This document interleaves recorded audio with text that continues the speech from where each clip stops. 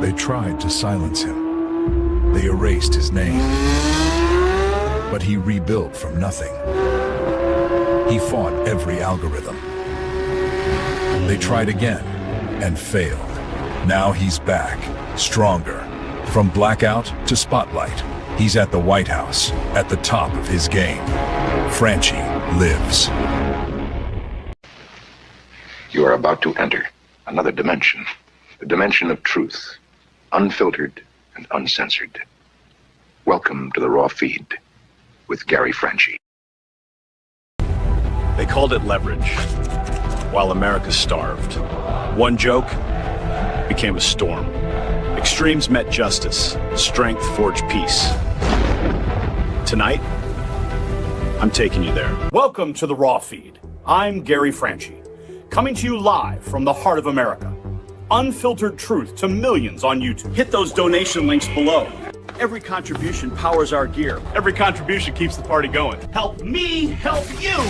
Hit those donation links. YouTube channel memberships. Special acknowledgement in the fellowship. Your super chats keep me standing. Your Rumble rants fuel every round. Say hello to super chats. Spread the intel. Every repost extends our reach. Super chats fuel this spectacle. Your Rumble rants give me strength. 24/7 members only community. Behind the scenes discussions. Connect with fellow patriots. Share this via text message. Send it to your friends. Text bypasses everything. Just do it. The app is real. Download the Next News Network app. Android user, take the Google Play path. iPhone users, App Store awaits. Breaking news in real time.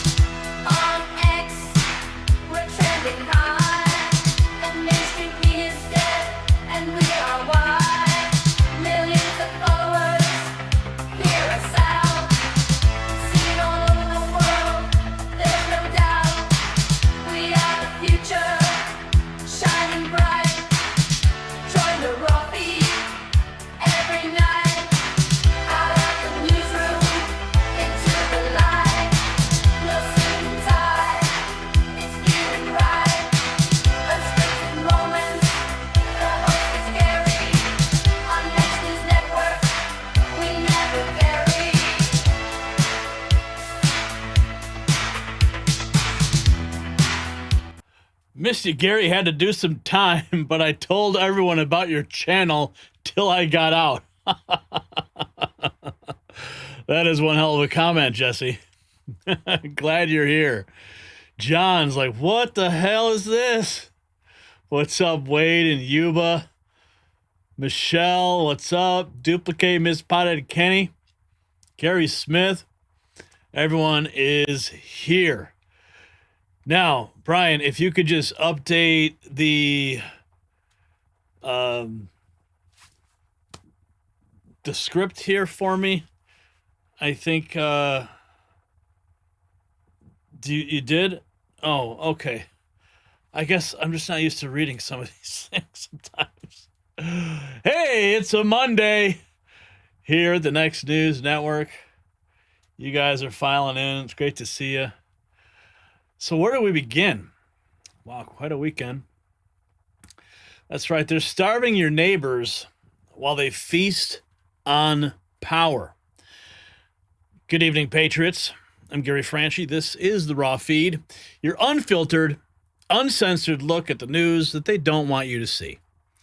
For those just joining us, welcome to the Resistance. And for those getting out of prison for whatever you did, I'm glad you're out. And for our regular viewers, you know what time it is. It's time to rip the mask off the establishment and expose the truth that makes them tremble. 27 days ago, Chuck Schumer made a calculation. He decided your pain was worth his political gain. Federal workers missing mortgage payments? Well, that's leverage. 42 million Americans about to lose food assistance? That's negotiating power. Air traffic controllers working without pay? Risking lives in the sky? That's just the cost of doing business in Schumer's America. You see, we've been documenting every day of this manufactured crisis while CNN runs puff pieces. But before we dive into the carnage of day 27, let me take you back to another October 27th. It was 1962. On this exact date, Soviet Premier Nikita Khrushchev blinked after 13 days of nuclear standoff. With American cities minutes from annihilation, Khrushchev announced he would remove missiles from Cuba. Why? Because when faced with American strength and resolve, even the most hardened communist tyrants back down.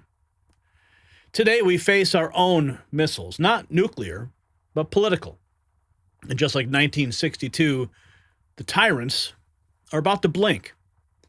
Because while Schumer plays his shutdown games, Donald Trump is rewriting the rules of power itself.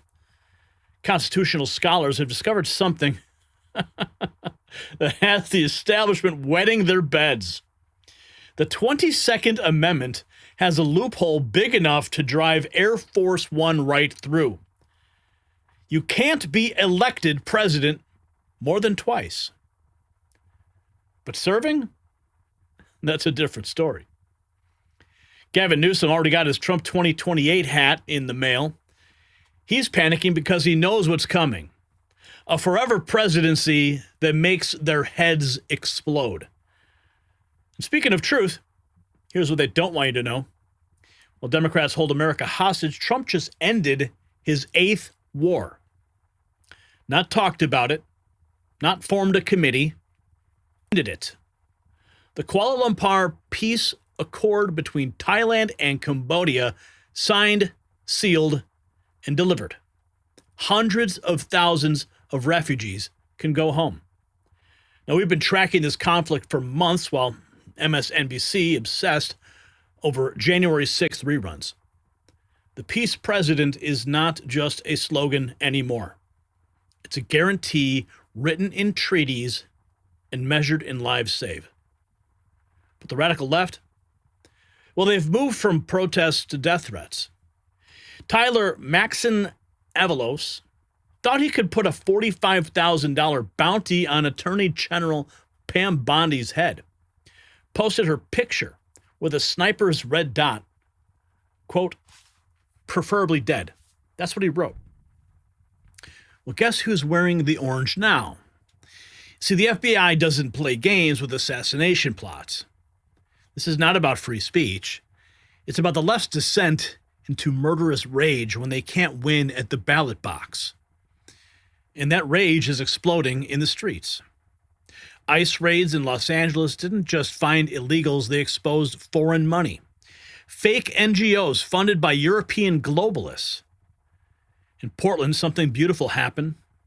Antifa's fortress outside the ICE building, it got bulldozed.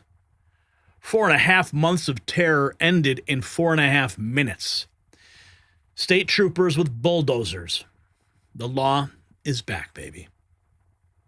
Over in Chicago, the coward Mayor Brandon Johnson brushed off a woman's brutal assault by an illegal with 3 words. Let's move on. Well, America's moving on all right. Moving on from Sanctuary City madness. Nearly 200,000 patriots have signed up to join ICE, the biggest recruitment surge in agency history. The enforcement army is growing, and the cartels running scared. This is your raw feed. 5 stories we've been covering while others looked away. Their shutdown backfires, the threats land them in prison, and their sanctuary cities fall. So let's get into it, shall we? Let's welcome you to the show. Stanley Palmer's here. Deborah Gomez, Karen Finley, Louise Zimmerman, Vicky is here. Mr. Cheddar Prepper is here. Annie Runningwoods. America has heroes. Jesse Brumstead. Moi Leng, you are welcome. Cambodia has peace. The one and only Ron the Don, Tracy Hicks, Mr. Pothead Kenny, Mrs. Pothead Kenny, Johnny Rodriguez, Michael Jones and the fam, Bobby Riesling, sure you in the house, watch out for him. Running Bear, Fran, what's up? Sun Pio, Lynn, Q Essence, Hot Rod Mike, Jeanette Johnson, James Mitchell, Karen, Gina, Nitro Burp, Ed, Debbie, Daniel, Lucky Luciano is here. Forrest, the gang is filing in. Daniel, Lynn, RJ, Johnny, Shani Shio. What's up, Shani? Luke in the house, Patriots for Truth, Kev Tech, Anita, Tracy, Cindy. What's up, everybody? Checking in on the super chats before we begin. Irving in the house, one of our top super chatters. Always love to see when he drops the big bombs. It's such a blessing when you guys do that. You guys don't even know. Duplicate also a blessing, giving 5 memberships. Very nice to see that. And we will be tracking your super chats and reading them out loud for the entire evening. Our goal tonight, $100. I know we can hit it. You guys never let me down. So let's begin with our first story of the evening.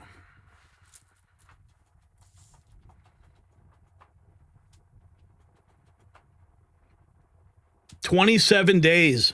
That's how long Chuck Schumer has held America hostage. Federal workers can't pay rent. Food banks are empty. Air traffic controllers work for free while risking your life in the sky. And what does NBC News finally admit? Democrats are choosing to keep the government shut down. They call your suffering leverage. Your kids going hungry, that's their bargaining chip. Your mortgage payment, their political ammunition. Even the unions that bankrolled Democrat campaigns for decades are now turning on Chuck Schumer, demanding that he end the madness. The largest federal workers union just broke ranks. When your own foot soldiers revolt, you know the war is lost. So stay with us. And while Schumer's shutdown empties grocery shelves and food banks collapse, smart Americans are taking action. My Patriot Supply has your back with their 3-month emergency food kit. Save $100 right now. Over 2,000 calories daily for 90 days, real meals, not survival rations. Breakfast, lunch, dinner, drinks, snacks, all in sturdy buckets lasting 25 years. Made in America. No MSG, no junk, fast free shipping, 30-day returns, disaster replacement guarantee. When shutdowns hit and shelves go bare, you'll be eating while others panic. Preparewithgary.com is the link. It's going to save your family. So get prepared today. So we've got a lot to uncover here today. 22 hours ago, flights to L.A. International Airport halted amid the government shutdown, according to the Boston Globe. That's the headline, folks. Flights to L.A. International Airport halted.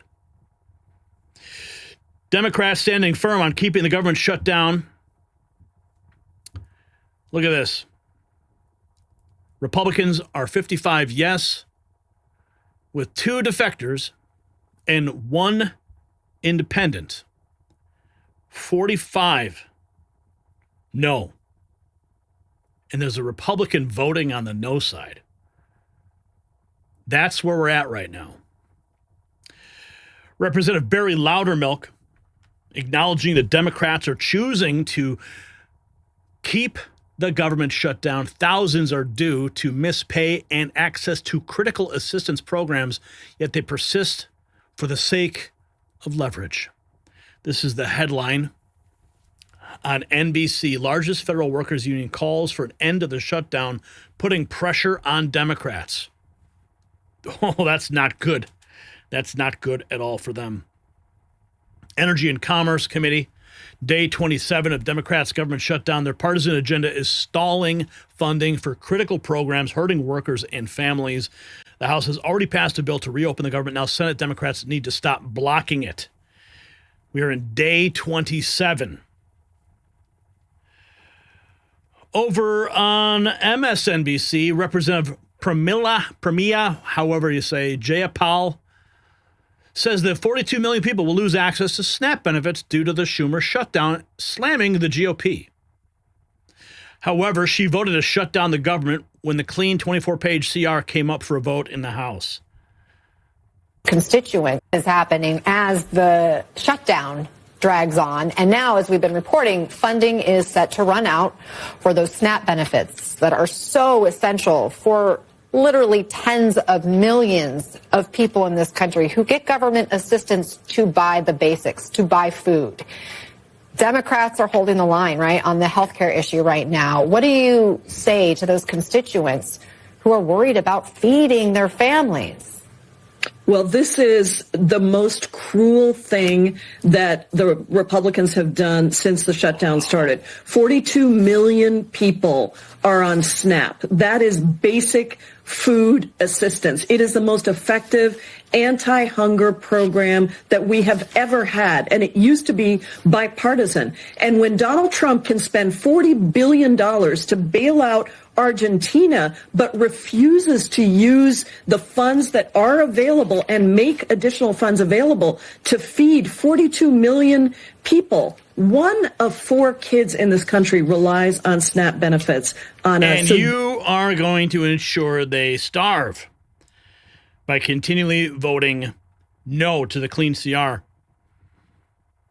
MRC TV posting this: a lady on food stamps spends $400 at Walmart on junk food. Taxpayers paying for this gluttony is insane. Well, pretty soon those food stamps are going to dry up. You want to know why I'm not having an aneurysm over people losing their food stamps on November 1st? Here's why. Come grocery shop because it go by faster. One of you. This what I pick and this what he picked.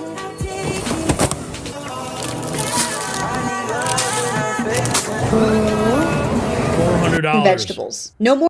You get a pre-selected box of meat, bread, rice, food staples, and fruits and vegetables. No more handing you a debit card filled with other people's cash for you to go load up on Oreos. The goal here is to keep you from starving because taxpayers do not need to bankroll your junk food pantry or your health problems. You want to know why I'm not having an aneurysm over people? Well, you may have an aneurysm when the Walmarts are burning down on November 1st. We have this from the Secretary Sean Duffy. 5 hours ago, posted this. Air traffic controllers will stop getting paid starting tomorrow. This is not okay. I just visited several of them, and they are worried about paying their mortgage. He writes, Schumer and Jeffries, you've got to do better. some images of Duffy with the air traffic controllers. 8 hours ago, Speaker Johnson had this to say about the Democrat shutdown. If they don't appease, see, they've made an evaluation that they have to appease the Marxist base, that they're so concerned that they'll lose their jobs if they don't appease the far left in their party. And they sat in a back room and they made the calculation that they would rather shut the government down and impose all this pain on the American people because they believe the Marxists, the far left in the base, are more active than hardworking Americans, people who go vote. And so they made the calculation that it's worth it to them. Every day gets better for us. We'll use the pain as leverage. For what? To prove to the far left base that they won't give in, that they'll fight Trump and fight the Republicans. What are they fighting? It's a clean CR. It's the same level of funding that they have voted for as recently as earlier this year. They are Biden-level policies and spending. This is not some Republican wish list. We don't have any of our priorities in this at all. It's the Democrats' own product. But they have decided to flip the script this time because they were getting too much heat from the far left. See, they've made an evaluation. Too much heat from the far left. But I would also add, if you saw a report the other day, a whistleblower came out and said, it's not just the far left, it's the insurance companies that want to keep their gravy train going, the health insurance companies. Here is the Small Business Administrator on the disastrous impacts of the Democrat shutdown, Kelly Loeffler. Has stopped but the pain is the point. Every single day of the shutdown has stopped 320 local businesses every single day from accessing $170 million in SBA loans for hiring and for expansion. Now, in Chuck Schumer's own state, that is $40 million every single week. In my home state of Georgia, Senator Ossoff and Senator Warnock shutting down $35 million in Main Street Capitol every single week. So on day 27, all of that adds up to 6,000 small business loans that have been prevented from receiving upwards of $4 billion in Main Street lending. And it's not just the flow of capital that it's been cut off, as the speaker said. It's small businesses that rely on federal contracts. Thousands of them across the country have received stop work orders. Thousands more who rely on federal workers as their customers are seeing their revenue dry up. Here in Washington, of course, but around our military communities, around main streets across America. It's our storefronts that are cutting back hours, manufacturers that are shelving expansion plans, and generational businesses that are closing their doors for good. It's business that they will never get back. Thousands of painful stories like these are playing out, and that's what Democrats are talking about when they say they now have leverage. But the pain is the point. The leverage. The American people's pain. That's their leverage. Rapid Response posting this. More than 40 million people are about to get hit hard. They actually posted, it looks like a news clip from administers the SNAP NBC or News. Food SNAP. This morning, more than 40 million people, that's roughly 1 in every 8 Americans, are bracing to see their food assistance run out later this week, creating a food crisis some experts say could be the worst since the Great Depression, all because of the government shutdown. The U.S. Agriculture Department, which administers the SNAP or Food SNAP program, announcing, quote, the well has run dry. Everyone's worried that, they're not going to be able to feed their families. This morning, more than 40 million people. Families are not going to get food. Travelers, someone asked me, when are you going back to D.C.? I said, well, I'm not going to be flying to Washington, D.C. There's no way. I'm not going to go and risk it when you have TSA agents who are working for free and you have air traffic controllers short-staffed and overworked. Hell no. And if you're traveling, I'll pray for you. Who wants to stand in those TSA lines? Who wants to get in an airplane wondering if your air traffic controller got enough sleep or if he's on his third shift? No, thank you. Travelers are bracing for delays.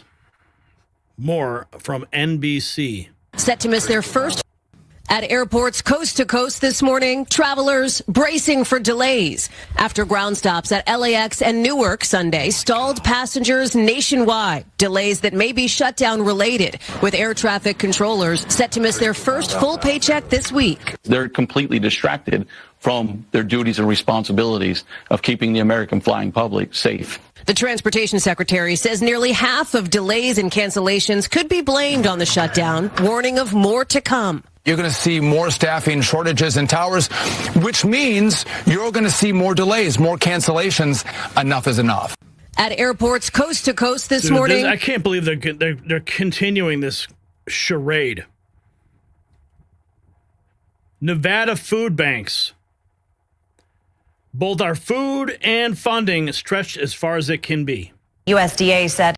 But first, this half hour, time is running out for millions of Americans who rely on food assistance. Over the weekend, the USDA said in a memo it will not tap into its $6 billion contingency fund to cover November benefits, saying quite bluntly, the well has run dry. And nearly 500,000 Nevadans depend on these benefits to feed their families.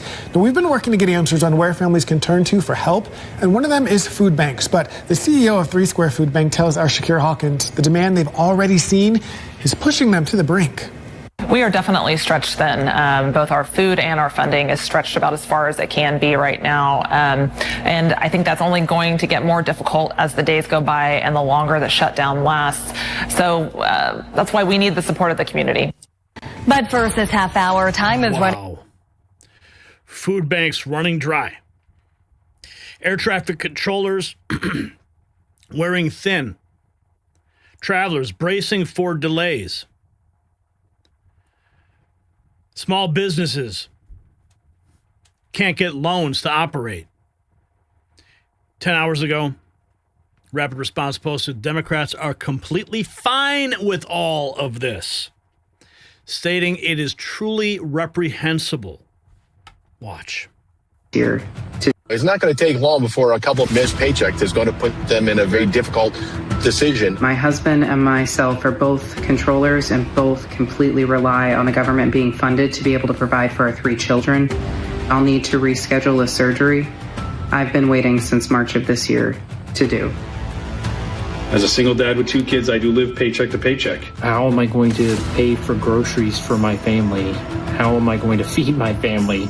How am I going to pay my mortgage to keep a roof over my family's head? How am I going to pay for childcare for people to watch my kids?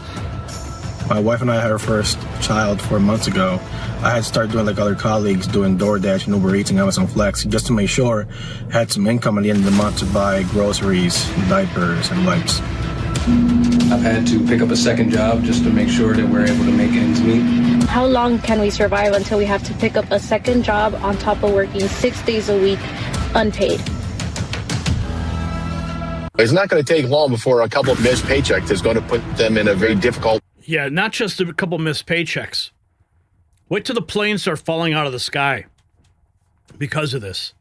I mean, this is really, I believe, this is all by design. All those, that one guy, he was practically crying. They don't care. These are real Americans who are suffering. I said this before, when these SNAP benefits don't get loaded on November 1st and these food banks dry up. You saw the report we did with all those people saying they're going to raid the Walmarts, they're going to rob the Safeways, they're going to start robbing customers in the parking lots. But of course, the Democrats love that type of chaos. Remember the Summer of Love? Remember that? Mostly peaceful protests? Yeah. Here is Ruben Gallego. I don't know, and I don't care, when asked about his past shutdown comments. Have done this quite a while. If Republicans shut down the government next time Democrats are in charge to extract whatever it is that they happen to want, are you saying that's okay? Are you saying that's okay if they do that? I mean, the Republicans have done this quite a while, yes. Yeah, Republicans have done this a lot. What did you say about it when they did it? I don't know, and I don't care. If Republicans... I don't know, and I don't care. He doesn't care about what's about to happen November 1st. Tim Walz, remember that guy? Tampon Tim? Says Democrats are not willing to open the government because they won't let an authoritarian president do whatever he wants. This shutdown has always been about radical Democrats' hatred of President Trump. Protect things that had. I know Democrats are ready to go. I know they're ready to come back and do this. They're ready to come back and protect things that had passed the legislature. They are not willing to come back and let an authoritarian president do whatever he wants. I know Democrats are ready to go. I know they're ready to come back and do this. Yeah, sure thing, buddy. Representative Steve Scalise going berserk on Senator Ruben Gallego for causing pain and suffering on his own constituents. Uh-oh. Pocketbooks. Senator Gallego went on to meet the press, and he was asked when Democrats would reopen the government. And he said, quote, "I'm not looking at a timetable. I'm looking at everyone's personal pocketbooks." Now, Senator Gallego, you ought to be looking at the pocketbooks of those single moms who right now are facing losing their WIC payments, facing losing their SNAP payments. And if Senator Gallego's not sure how many people that is, we've been told by the administration how many people will stand to lose real benefits, SNAP benefits, food stamps for kids. 42 million people will lose those benefits in just a few days. Senator Gallego, look at their pocketbooks. WIC. Senator 42 Gallego. million people. And those are just the recipients, not talking about their dependents either. So I would say conservatively 100 million, 150 million if each of those recipients have two dependents. Talking about 150 million people. Democrats are internally panicking this morning after federal workers turn on them. Eric Darty reports the largest union has demanded Chuck Schumer reopen the government, and Americans are flooding food banks en masse. Check this out. Out of food. Federal workers waiting in long lines at this food bank in southern Maryland. I would have never thought in a million years that I would have been in this position to have to go to a food bank. Denise Blake says she drove over an hour to get here. When she finally arrived, they had run out of food. We have a cart ready for you out front. Fortunately, she did not leave empty-handed, but she still faces the harsh reality of not knowing how she's going to feed her family while she's not getting paid during the government shutdown. I don't want my daughter to see me crying. Blake's story is like so many others who are waiting to get paid as Congress stalls to pass a new spending plan. I haven't gotten a paycheck this month, so the free groceries is very important, very helpful. More than 1 million federal workers are not receiving pay right now. Many missed their first full paycheck Friday, while others will feel the loss early next week, depending on the agency. Federal workers. 1 million federal workers. And now you got the unions turning on Schumer? Red Wave Press, Mary Harf, Republicans are refusing to negotiate. There is nothing to negotiate, honey. Oh, no, let's see.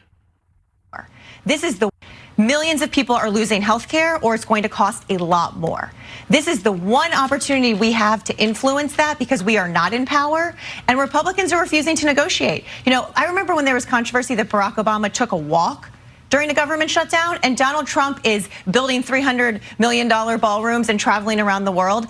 I think he looks very tone deaf right now. When military members are lining up at food banks and he is talking about, you know, gold-laced ballrooms, I think politically, if I were to make a guess, that is going to end up hurting Republicans even more because they are responsible for the healthcare costs skyrocketing. They have to own that. But they would say, too, that you guys passed these subsidies and, you know, mapped this whole thing out so that it would expire December 31st of this year when you guys were in control.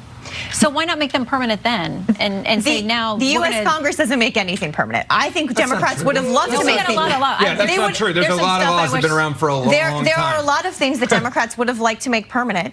but in order to get them passed, they couldn't. And Republicans have systemically cut assistance for average Americans since Trump came back. This is the problem. Democrats wanted chaos. That's why you guys did it purposely to run out. What about the healthcare costs? Let me go. Then you should have, if you didn't want this to be a crisis, and you guys are smart, then you wouldn't have had this on the table to be a crisis moment. And the second thing is, Republicans understood you don't mess with people's lives and you pay them. That's why they said a CR more than a dozen times when Biden was in office. They worked with Obama at the same time. You don't play with people's lives this way. And millions of people are losing health care, or it's going to cost. Health care? You mean millions of illegals? That's what this is about, right? Sheesh. Here we have, let's go back to the Transportation Secretary Duffy. Job number one is getting people where they are going safely. In the system, and if I don't feel like I have enough controllers or enough controllers that are focused, we will slow down traffic, we will stop traffic, and that's why you see the delays in the system. And the job number one is, again, get people to where they're going safely. And if it's not on time, well, call the Democrats, call Chuck Schumer if you're frustrated that you have a staffing shortage and your flight's 3 hours delayed or your flight is canceled. Call Chuck, call Senate Democrats, because this is the reason why. If I don't feel like I have enough control. Hell no, I ain't traveling anywhere. Rapper response 10 hours ago. No money is no money. CBS Mornings. Government workers missing checks. Food stamps threatened. For the past 27 days, Sarah Lamb has continued to go to work at a Social Security field office without pay. I'm the head of my household. I'm the sole income provider for my home. I'm a parent. I have 2 small children. I carry the load in that sense. Not having an end in sight, I think, adds to that anxiety, and everything's very uncertain. She's one of nearly 500,000 federal workers who missed their first full paycheck Friday. No money is no money. So if we're not being paid, then obviously edits have to be made. I have a mortgage. It's only my name on the deed to this house. So if I don't pay it, I don't know who will. For the past 20. If you got value from this report, tap subscribe. My final thought is next. So this is not politics anymore. It's economic warfare against the American people. When single mothers can't feed their kids, when air traffic controllers risk bankruptcy to keep planes safe, when 42 million Americans face losing food assistance, that's not leverage. That's called torture. And Chuck Schumer owns every second of it. The Democrats demand $1.5 trillion for their radical wish list, including health care for illegals, while American citizens starve. They've calculated that your pain will break Republican resolve. They're wrong. The union revolt proves it. The food bank lines prove it. The tears of federal workers prove it. This ends one of 2 ways. Either Schumer blinks or Americans make him blink in the next election. So here's a question for you. Should Republicans cave to Democrat demands just to end the shutdown? Yes or no? Drop your answer. Let's have a conversation in the comments below. And while you're at it, check out our merch shop. Link in the description, because our merch shop is still open.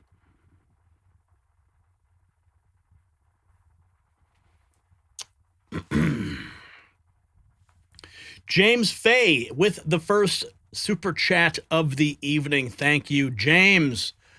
$5. Hello, N3 Patriots. Who will be next? Will it be you? Perhaps it will.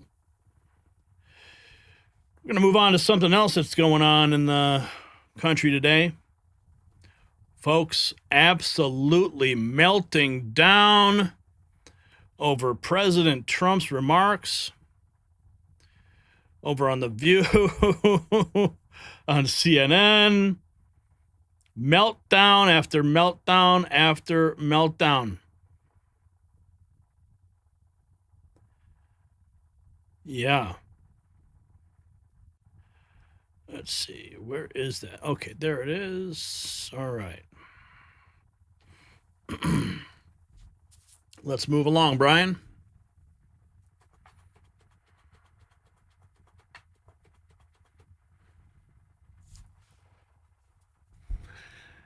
They thought they had him boxed in with term limits. Well, they were wrong. Constitutional scholars just dropped a nuclear bomb on the establishment. The 22nd Amendment says you can't be elected president more than twice. It doesn't say you can't serve again. Legal experts are dissecting every word, and what they're finding is Democrats in absolute meltdown. Gavin Newsom already got his Trump 2028 hat in the mail. He's terrified because he knows this isn't a joke. CNN's calling Trump a despot. The View's Anna Navarro is warning viewers not to fall asleep. Even Steve Bannon is talking about it. The constitutional chess game that could extend Trump's presidency indefinitely is real. It's legal, and it's happening. So don't go anywhere. And yes, the establishment's panicking about Trump 2028 because they know what's coming. Just like this Nobel Prize-winning molecule that extended lab animals' lives by 90%. C60 Evo isn't science fiction, it's science fact. My brain fog vanished, joint pain I've had for years gone. My wife looks and feels 10 years younger. Now, this molecule, 172 times more powerful than vitamin C. Chris Burris, the scientist, he's been perfecting it in his Houston lab since 1991. The Paris study proved life extension. Now my family is living proof. C60evo.com/NNN. Make sure you use code NNN for exclusive savings and transform your health today. So the liberal meltdown is happening right on cue. President Trump jokes, or did he? Did he really joke? I don't know. That he could serve a third term in 2028 by running for VP and then the president stepping down. I wouldn't do that, he says. I think it's too cute. But what? Is he sending us a coded message or is it just triggering libs? Let's listen. Vice President, one theory on how you might try to serve a third term is that you could run as the vice president. Yeah, I'd be allowed to do that. Is it the White House, or the White House counsels, or your legal position? No, you'd be allowed to do that, but I wouldn't do that. I think it's too cute. Yeah, I would rule that out because it's too cute. I think the people wouldn't like that. It's too cute. It's not, it wouldn't be right. One theory on how you I wouldn't rule out, though, he says. He kind of snuck that line in there. But what are people saying? Well, over on CNN, the meltdown commenced. President Trump has CNN losing their minds after confirming he'd be eligible to serve a third term as president. They're now saying that Trump is a despot and a threat to the nation. We have to take this quite seriously. It's a threat. Yes, the nightmare scenario unfolding on CNN. Watch their faces. That's not important to remember that was in reaction to a deviation from democratic norms. And so it is important to remember that checks on executive power have happened over time, not as many as we should have had. And I say that as a presidential historian. But I mean, calling it a third term is something that Washington in his farewell address would have called something different. He called it a despot. But, you know, something like despot, dictator, monarch, that's not going to poll well with focus groups. And so I think calling it a third term is an interesting choice of words when combined with, as Steve Bannon said the other day, words like providence. Yeah, what's this sort of flirtation that Trump has of a third term, coupled with what Steve Bannon is talking about and raising this idea of, you know, maybe there's different ways. I think so. Some people question even this idea of, you know, what about kind of an acolyte or a proxy, and then Trump staying very involved as an ex-president who would be then, let's be clear, well into his 80s. What is the precedent for that, and why have presidents so shied away from that kind of thing? We have a president, and then that is supposed to be the leader. That is the democratically elected leader of what is now the longest running republic in the history of the world. And perhaps, you know, the providence is that at 250, it's no longer. But the president should not, you know, the Constitution is really clear. You see how she snuck that in there? We're coming up on our 250th year. She says, well, maybe after 250, it is no longer. You are elected, you can serve a certain amount of time, and then no longer. And I think that there are, you know, as Bannon threatened, I would say. Like, we do have to take this quite seriously. We should view it as a threat.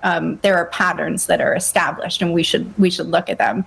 I think that when he threatens that there are workarounds, there's all sorts of nightmarish scenarios that we can imagine. But what we do have to decide here as Americans, no matter what party we belong to, is what kind of country do we have? Yeah. Important to remember. We're going to get to Steve Bannon's remarks in a minute. And yeah, look who crawled out of his hole. Joe Biden. We have something from him, his warning. But here is Steve Bannon. Says Trump will return to the White House for a third term in 2028, saying the country cannot survive without him. In 16, he's going to get a third term. So Trump 28, Trump is going to be president in 28, and people just ought to get accommodated with that. So what about the 22nd Amendment? There's many different alternatives. At the appropriate time, we'll lay out what the plan is, but there's a plan. We had longer odds in 16 and longer odds in 24 than we got in 28. And President Trump will be the president of the United States, and the country needs him to be president of the United States. We have to finish what we started. Trump is a vehicle. I know this will drive you guys crazy, but he's a vehicle of divine providence. He's an instrument. He's very imperfect. He's not churchy, not particularly religious, but he's an instrument of divine will. And you can tell this of how he's pulled this off. We need him for at least one more term, right? And he'll get that in 28. You're not driving me crazy. I'm really I'm trying to understand the coherence of the things you've just told me. On the one hand, you've said the Constitution is fit for purpose. Secondly, you've said that President Trump needs another term, even though the 22nd Amendment makes pretty clear that he cannot have another term. Why does it make that clear? Because he's on his second term already. At some point in time, we will make sure we go through, Zanny, and define all those terms. But you will be undermining the spirit of that amendment, even if you find some way around it. If the American people, with the mechanisms we have, put Trump back in office, are the American people tearing up the Constitution? Would that be tearing up? Well, would the American people be going against the spirit of the Constitution, ma'am? I think yes, actually, because I think what you will end up with is a populist justification for a quasi-dictatorship. That's not true at all. Trump That's what it sounds like. Trump is a dictatorship. Did you just see the compromises he had to make on the big, beautiful bill? You see the compromises he has to do on everything, on accommodating Zelensky, on what President Trump. President Trump is nothing but a series of negotiations to kind of keep this thing rolling forward, where he's having trade-offs all the time. Steve, you've just spent the last 20 minutes telling me we have to smash the other side. There's no room for debate. There's no room for compromise. We must smash them. And now you're telling me this is a negotiation. I mean, that's no. I guess that's why it seems to me some kind of tension there. The only way President Trump wins in 2028 and continues to stay in office is by the will of the American people, okay? And the will of the American people is what the Constitution embodies. And so I think we're going to be in good hands there. We need to finish what we started. We're going to get to these remarks here in a second. Check this out, okay? The 22nd Amendment says you cannot be elected for a third term. It doesn't say you can't serve a third term. The 12th Amendment says you cannot be VP if you are ineligible to be president. It doesn't say ineligible to be elected president. Trump will not become ineligible to be president for a third term. If he were Speaker of the House, he'd be third in line and could become president in the event of a vacancy of both VP and POTUS. So he's eligible to be president and therefore eligible to run as vice president, just not be elected president. Are you following this here? What are they saying over there on The View? Anna Navarro. Oh my, they are melting down over there. And there were a lot of people who thought Joe Biden was too old to run. Donald Trump is already the oldest president ever elected in history. He would be 82 in 2028. We've all seen the swollen ankles. We've all seen the bruises on his hands. You know, this is a man who is showing his age and the health issues that often come along with being elderly. But look, part of the reason we're talking about this, and part of me always thinks they want to own the liberals, they want to troll us, they want to trigger us, all of those things. But that doesn't mean we don't take them seriously. Yeah. And Part of the reason he's done crazy abuses of power is because he can. Because he's getting away with it without any pushback or oversight from Republicans. Now, I will say, I have seen some Republicans on TV who make a living sucking up to Trump daily, saying that they would be against him violating the 22nd Amendment of the Constitution, which says that it's only 2 terms. It doesn't say it has to be back to back. It says only 2 terms. That's right. And, you know, this is a guy who's got authoritarian envy. He goes around to these countries and he loves he wants the parades, he wants the arches, he wants the ballrooms, he wants to be an emperor, he wants to be an authoritarian. Paying no attention to the Constitution, that's the way Ortega does it, that's the way Chavez did it, that's the way Maduro does it, that's the way Putin does it. Putin's been around forever. Right, so, I would say, do not fall asleep on this. And Republicans, if you don't want every single elected Republican should be getting asked right now, would you be in favor or against Donald Trump running for a 3rd term? And if they say if they don't say anything, if they don't answer, vote them out. There were a lot. I'm all for it. Trump 2028. So here's some questions that were asked of average Americans. Should Trump run for a 3rd term? Should Trump run for a 3rd term? I would like Trump to be the dictator of this motherfucker. I like that white man. Y'all think it's a joke. Man, Trump should run for a 5th term, a 6th term. He should run a marathon. I don't know. He should run for everything, man. He should run for a top 5 rappers that are alive. I don't know. Donald Trump should run for everything, man. I think if Donald Trump had an ice cream truck company, it'd be the best ice cream truck company in the world. Whatever he does, whatever he puts his hand on, it turns into gold. Do you think Trump should run for a 3rd term? Man, Trump needs to run for a 100 term. Why? He keeping us safe. He got on lockdown. Ain't nobody gonna f with us as long as Big Trump in the office. You talking about? Should Trump run for a 3rd term? No, he shouldn't run for a 3rd term. He should just be president for life. Why? Because we need a dictator. We need somebody like Trump who doesn't give a fuck and does whatever he wants and puts the American people first. I know that the economy is booming. I know that illegal immigration is at an all-time low. I know that businesses are thriving. I know that the streets are cleaned up. And I know that America is being restored to its most prosperous state, which it was, not anymore, but now it is again. So yeah, I think he should be allowed to just stay in office. Do you think Trump should run for a 3rd term? Absolutely. If he can, I hope he can run for 5 terms. All I know is I get up every single day. I don't prefer listening to the news. Every single time I turn on the radio, bad news, bad news, bad news, stupid dog from Biden. And now if I turn it on for 5 minutes, all I hear is one more great thing, one more great thing, one more great thing. And then I go to NPR for a few minutes when the commercials come on. Trump is a danger to democracy. It's like the most ridiculous clown-ass bullshit you ever heard. Should Trump run for a 3rd term? I would like Trump to be the dictator of this motherfucker. Well, I think you heard it from the people first there, buddy. Yeah, so here's Gavin Newsom. He's freaking out. Everything you need to know about the fact that we're affirming our independent commission, and we're calling for a national independent commission as well. Well, I think it's pretty sick and pathetic. And it just said everything you need to know, the setting that we're under. That they chose the time, manner, and place to send their district director outside right when we're about to have this press conference. Said everything you know about Donald Trump's America. And that was top down. You know that for a fact. And they'll deny it, I'm sure. Maybe they won't deny it. Said everything you know about the authoritarian tendencies of the President of the United States. I said in a moment ago, wake up, America. Wake up. You will not have a country if he rigs this election. You will have a president who will be running for a 3rd term. Mark my word. I wasn't exaggerating when I said that I received in the mail a Trump 2028 hat from one of his biggest supporters. These guys are not screwing around. The rules do not apply to him. The most corrupt president in history.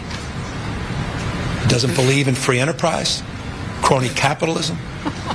He is wrecking this country, wrecking the economy. He's a lawless president.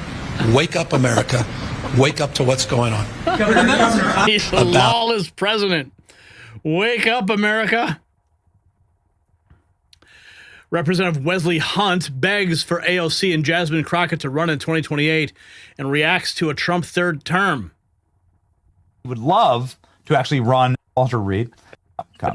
They're basically just giving it to us. That would be a layup for our party. I think also in their interview, he talked about, JD running again and potentially even teaming up with Marco Rubio, which would be an unstoppable band. And I don't disagree with that at all. We have a very deep bench on our side. And President Trump talked about how they don't really have a bench at all. I mean, if they're talking about Jasmine Crockett, AOC, Bernie Sanders, and Gavin Newsom, I mean, you cannot be serious. This election is right around the corner. They just got killed over the course of the past year because President Trump is moving so quickly that they can't even keep up. They got destroyed in the last election. The economy is doing well. Our border is now secure. People are safer. The world is safer. He's achieving world peace. He's traveling all over the place, spreading the good word about the America First agenda. And also, this man just won Texas by 15.7 points, which is really good for me because I was the first person in the country to endorse President Trump. I campaigned with President Trump. I was one of his top surrogates. And at the end of the day, I got to see my guy win,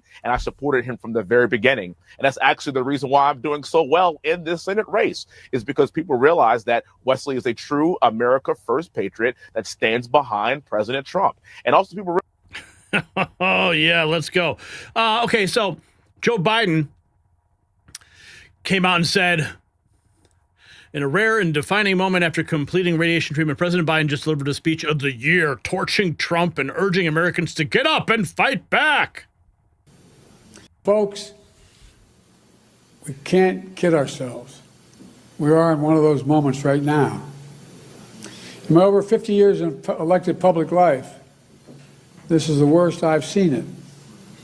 If Ted were here today, he'd still be fighting like hell, but his optimism would be surely tested. Because truth be told, our very democracy is at stake, in my view.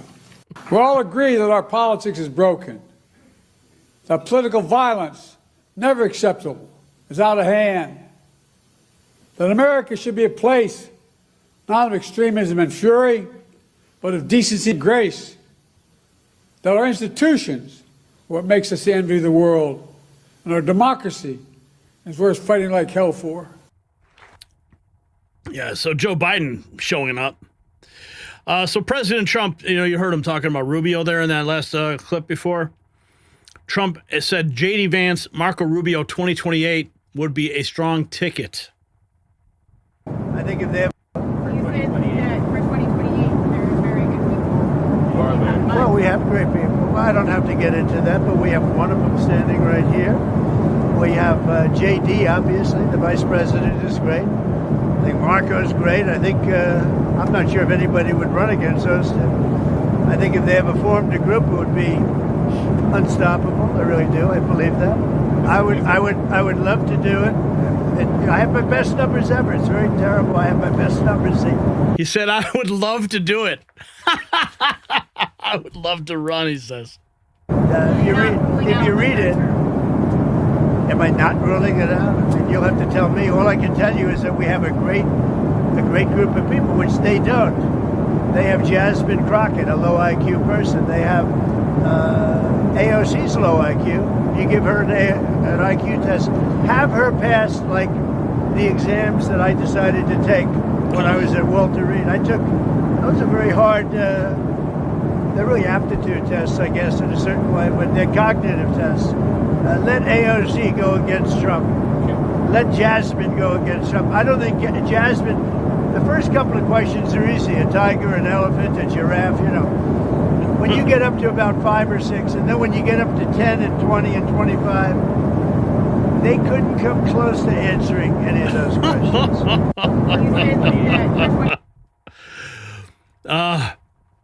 ABC News' Jonathan Karl says he doesn't believe Trump is overly serious about running.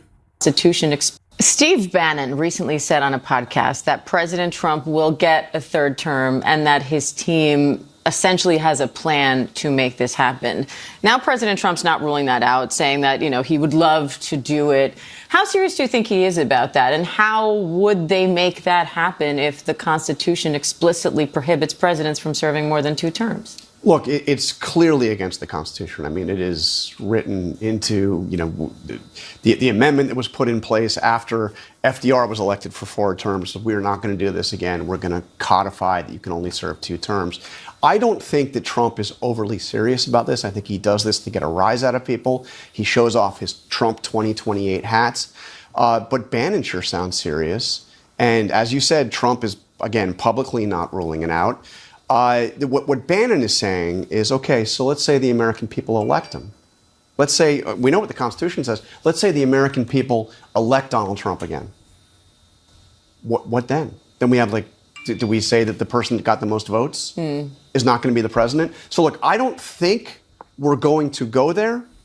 But I can also tell you, Diane, that what I cannot, and as much as I have studied Donald Trump, as much as I've gotten to know him, I've known him, now for more than 30 years, I don't know how he quietly leaves office. He tells people privately, look, I'm gonna be done when this is over, when this term is over. He even goes and he quizzes people. Who do you think it should be, JD or Marco? Asking about whether it should be JD Vance or Marco Rubio to be the next Republican nominee. But does Donald Trump ever quietly act as a lame duck president where the attention is now on a different Republican nominee and a Democratic nominee and the next president? I don't know. I don't know how he does that.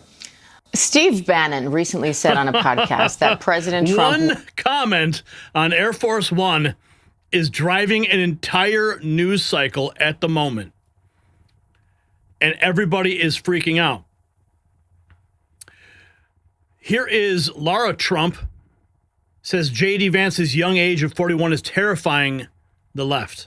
Is going to happen. Vance is just over 40, and I think Usha's 39. So yes, they're young, which is terrifying to the Democrats. Imagine, Stuart, we kept what we've seen happen over the past 10 years going for the next 8 years, which is what a lot of people believe is going to happen, that the Democrats are in such a bad spot with no leader, no message, and nothing that the American people are interested in, that once Donald Trump ends his term, and we love the Trump 2028 hats, don't kid yourself, I know everybody, especially a lot of Democrats love those, that it will be J.D. Vance for the next 8 years. And that is terrifying to the Democrat Party, who, of course, Jen Psaki is representing them right there. And don't forget, the youngsters in the Democrat Party are basically socialists. Vance is just over 40, and I think Usha's... Don't forget who's socialist. Oh, but what about Donald Trump Jr.? Now, I personally asked him at an event. He was flattered, but he didn't say no. Here are his remarks back in May when asked about running for president. Oh, do we not have audio on this? Maybe not. I've always been very active in terms of being a vocal proponent of these things. I think my father trusted... Let's see, let's start over. I'll start it from the beginning. The answer is, I don't know. Maybe one day that calling is there.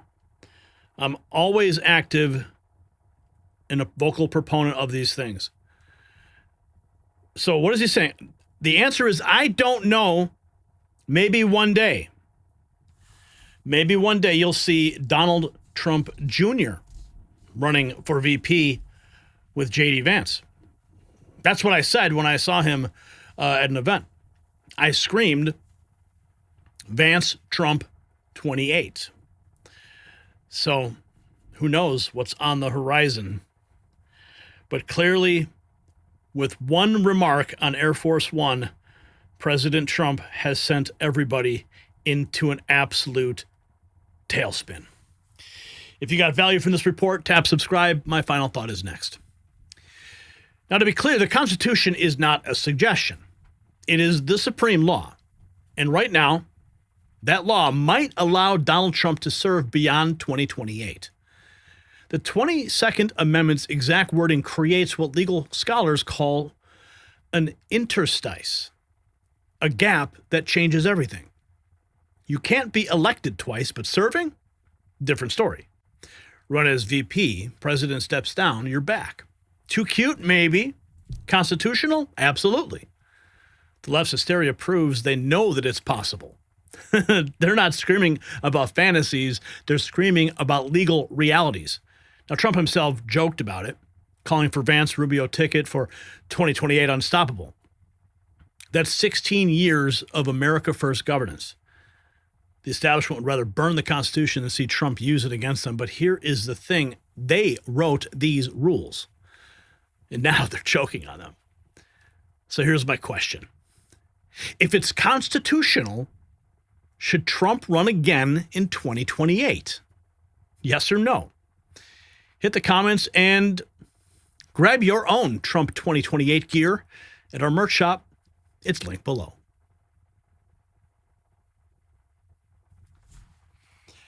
Wow, you guys coming in hot with the super chats.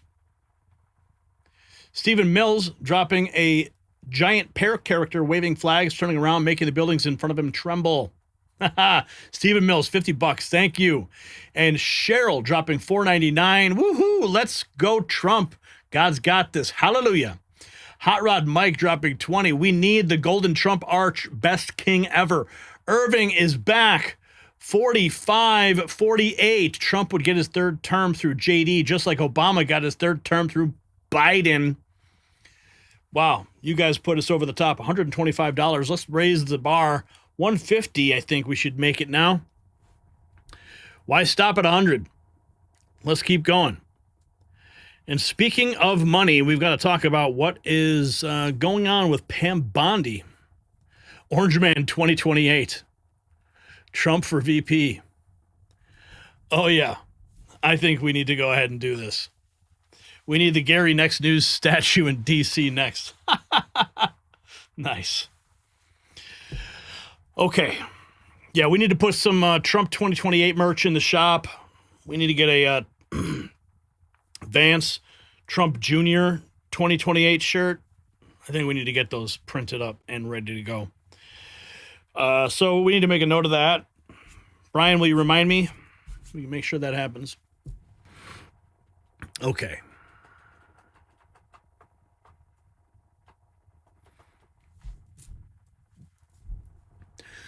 A red sniper dot over her face. $45,000 for her death. Preferably dead, spelled out in black and white. That's what Tyler Maxon Avalos posted on TikTok about Attorney General Pam Bondi. He thought the internet would protect him. He thought wrong. Federal agents kicked down his door in Minnesota, dragged him away in handcuffs. This was not a meme. It wasn't a joke. It was a murder for hire plot broadcast to millions. The anarchist left called it resistance. The FBI called it what it is, a federal felony. When you put bounties on government officials, when you incite assassination, when you cross that line from protest to plotting murder, the full weight of American justice comes down. We have the details. While anarchists plot violence in the dark, smart Americans are discovering healing in the light. Red light therapy transformed my family after Jonathan Otto introduced us to this breakthrough. My wife's chronic pain from her diagnosis eliminated my energy rivals men half my age. Now, this is not pseudoscience. Major medical journals document 300% faster healing, instant pain relief, even brain regeneration. NASA researched it. FDA cleared it. The same treatment costs thousands at clinics, and now it's in your home. 9 healing wavelengths, hospital-grade components, 0 EMF. MyRedLight.com is the website link below. Use code NNN when you check out and look at their payment plans as well, because your body will thank you. So this just in 11 hours ago. Wanted, Pam Bondi. Reward, $45,000, dead or alive, preferably dead. That was post on TikTok. Mario Nafal stating the anarchist has been arrested for posting the hit on Bondi. Tyler Maxon Avalos, 29, was arrested October 16th after allegedly posting a murder for hire bounty on AG Bondi's head. The TikTok post showed Bondi's photo with a sniper scope red dot on her forehead. Below the image, Avalos allegedly added cough, cough. When they don't serve us, then what?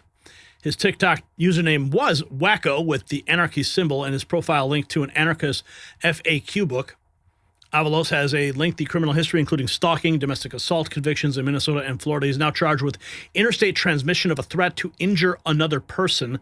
An FBI tipster flagged the post leading to his arrest. That is according to the New York Post. Here is the news as it broke on the arrest. In breaking news, top of a new hour here, and another threat of political violence in America. The FBI making an arrest in a chilling murder-for-hire plot targeting Attorney General Pam Bondi. We are learning brand new details at this hour. Welcome back as America Reports heads into hour 2. I'm Sandra Smith in New York.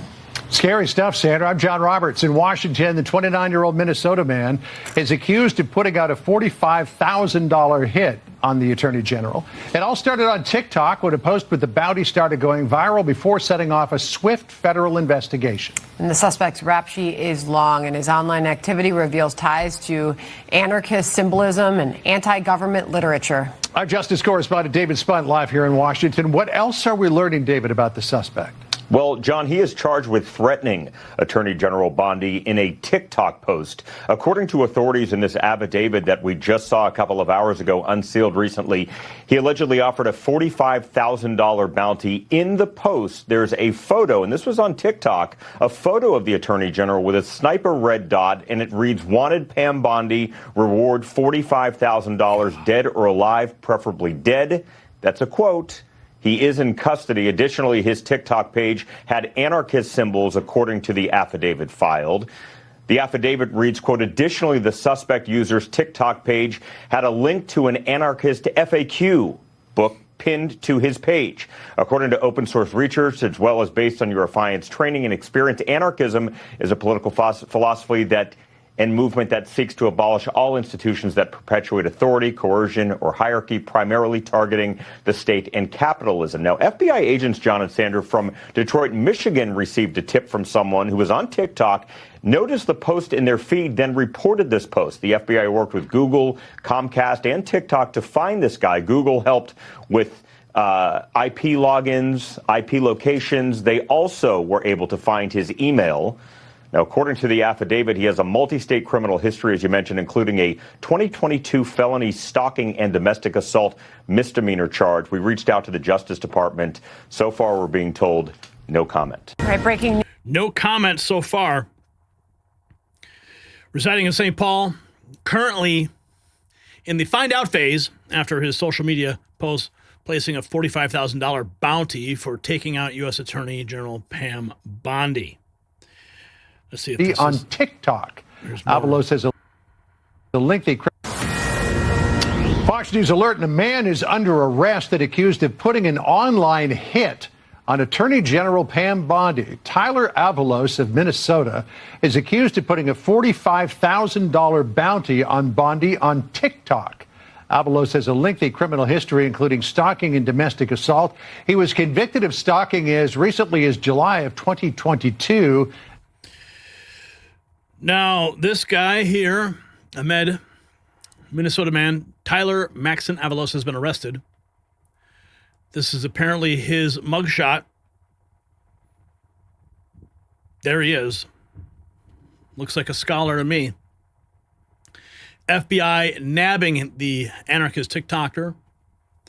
Text to the post, "Wanted Pam Bondi." I believe this post-millennial has the screenshot of the post and his accounts.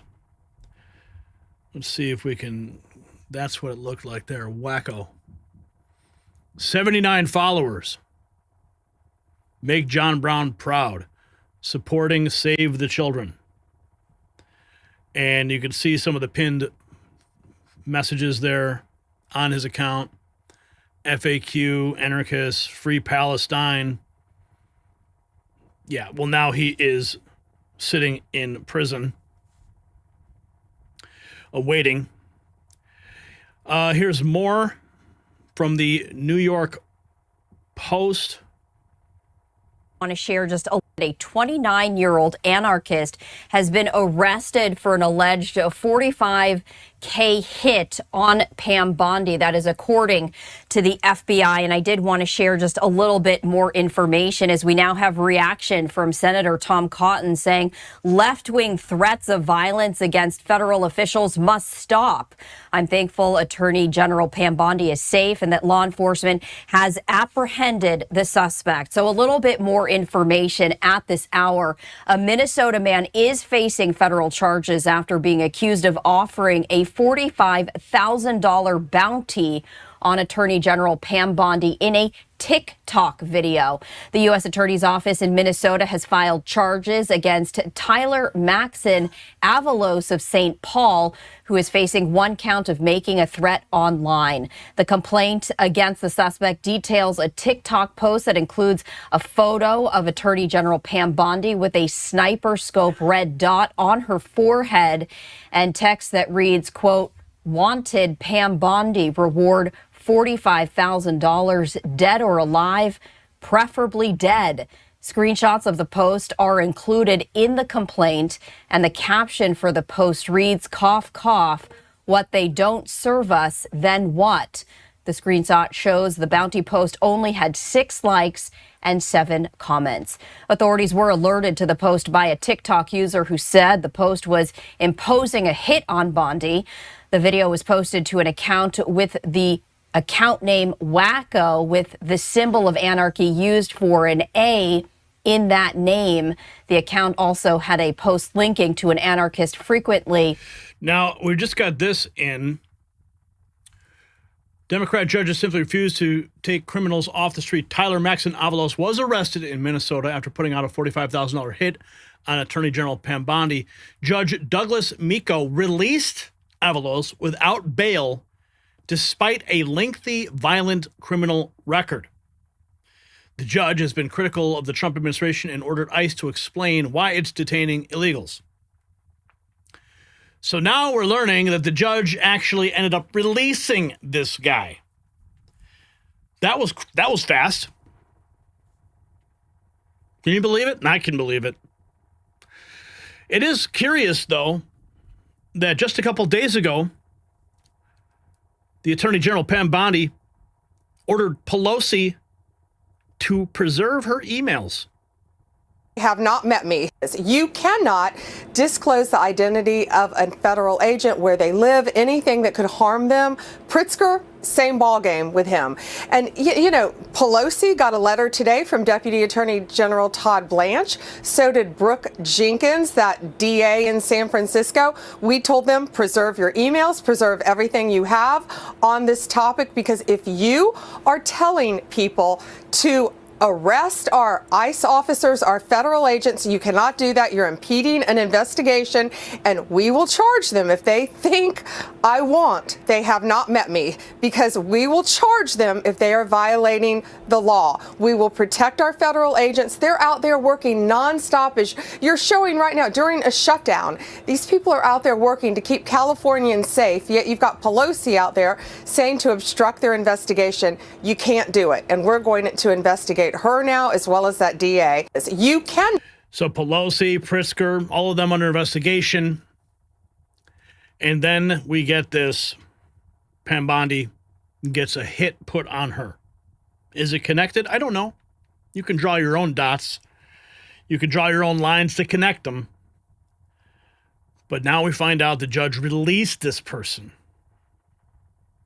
But you know it's going to send a message to other people, especially in the anarchist world. If you got value for this report, tap subscribe. My final thought is next. So this arrest, it changes everything. For too long, the radical left has hidden behind keyboards, thinking digital death threats were just modern protest. They normalized violence against conservatives, against Trump officials, against anyone who dared to challenge their ideology. Well, Tyler Avalos just learned that federal law doesn't care about your Twitter followers. When you offer money for murder, when you put crosshairs on an attorney general, when you write preferably dead under a government official's photo, that's not free speech. That's conspiracy to commit murder. The FBI's message is crystal clear. The days of consequence-free threats are over. But now he's out on the street. Every keyboard warrior plotting violence, though, just got notice. We're watching, we're tracking, and we're coming. The Anarchist Handbook just got a brand new chapter. Federal prison. So here's my question. Should social media platforms face criminal charges for allowing death bounties to spread? Yes or no? Sound off below. Let's have a conversation. And you can support real journalism. You can check out our merch shop. It's linked in the description.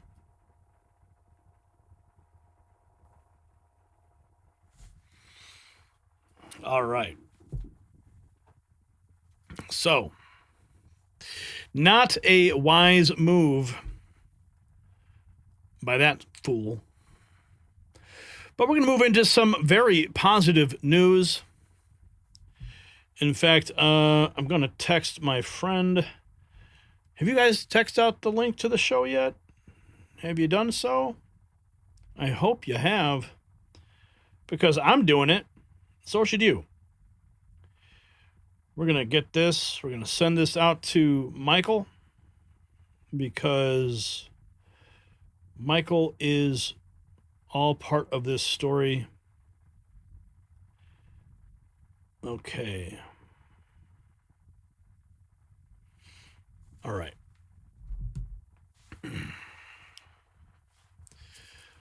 Okay. Let's go, Brian. Air Force One touched down in Malaysia and history shifted. While Schumer shuts down America, Trump just opened up peace in Asia. The Kuala Lumpur Peace Accord signed, sealed, and delivered. Thailand and Cambodia. They were killing each other for months. 40 dead, hundreds of thousands fleeing their homes. And what? Biden's State Department didn't do anything back then. Well, we broke the story when the mainstream media looked away. Trump, he flew in, sat both sides down, and ended it. This makes 8 wars Trump has stopped. 8.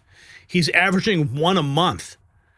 The man who they said would start World War III is systematically ending conflicts across the globe. China, oh, they're watching. The whole world is watching. And what they're seeing is American power projected through peace and not weakness. This is how superpowers actually lead.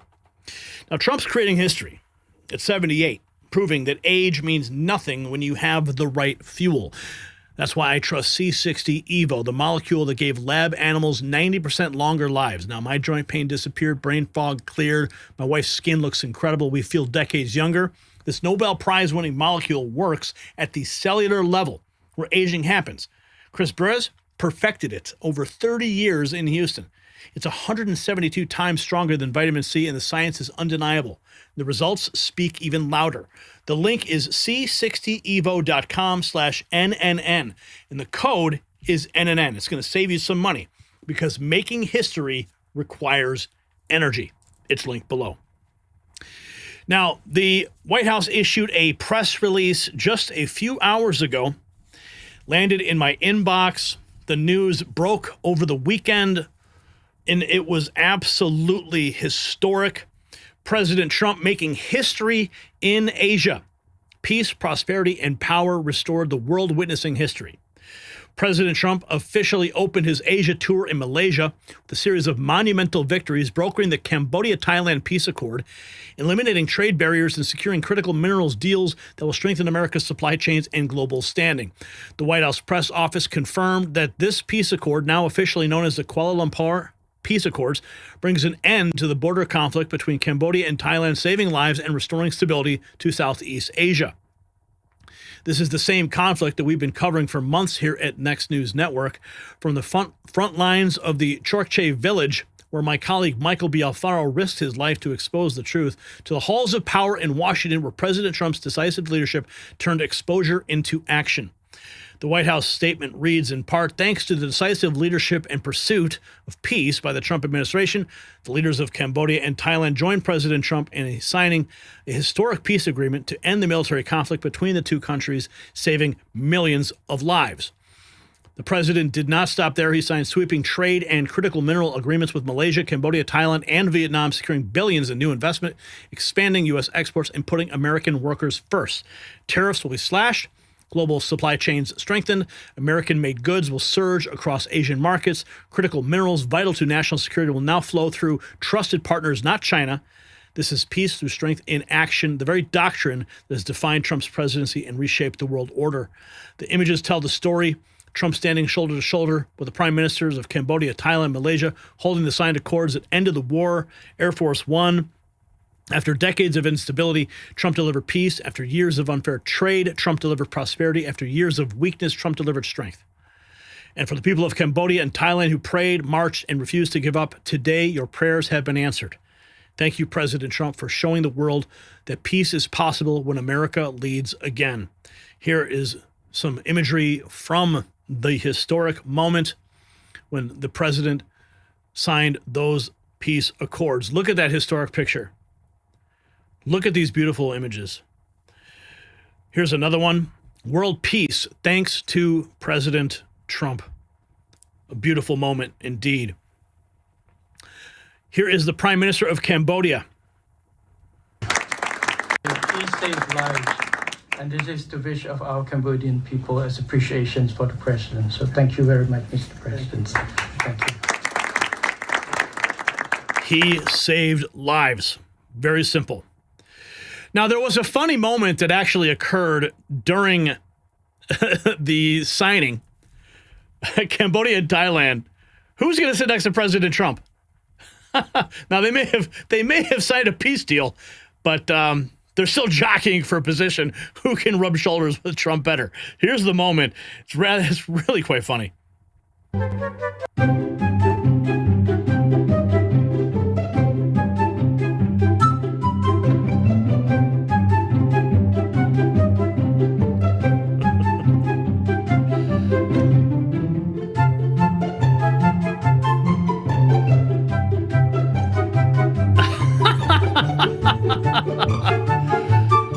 Absolutely hilarious. Oh, that's just too funny. Yeah, that really happened during the signing. Oh my goodness. You can't make this stuff up, man. Like, that's just too funny.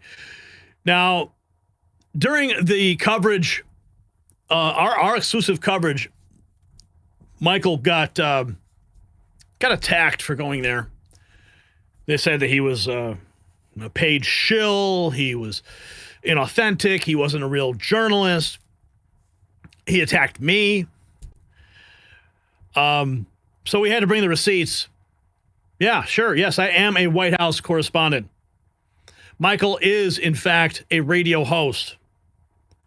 I have been to the White House multiple times, traveled with the White House overseas, but Michael putting his neck on the line. Here, this is one of those moments that changed history. That I don't want to be in that room when he finds out. Thank you so much. I don't want to be. When I tell him, I don't want to leave the room. Yeah. And when that general over there from Thailand, he thinks he's a tough guy. He's about to find out who's the real boss around here.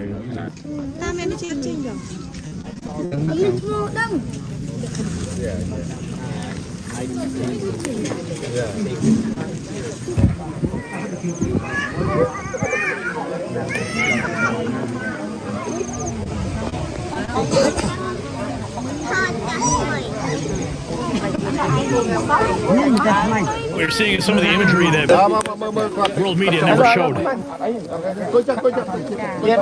So we brought it to you. Michael went there directly.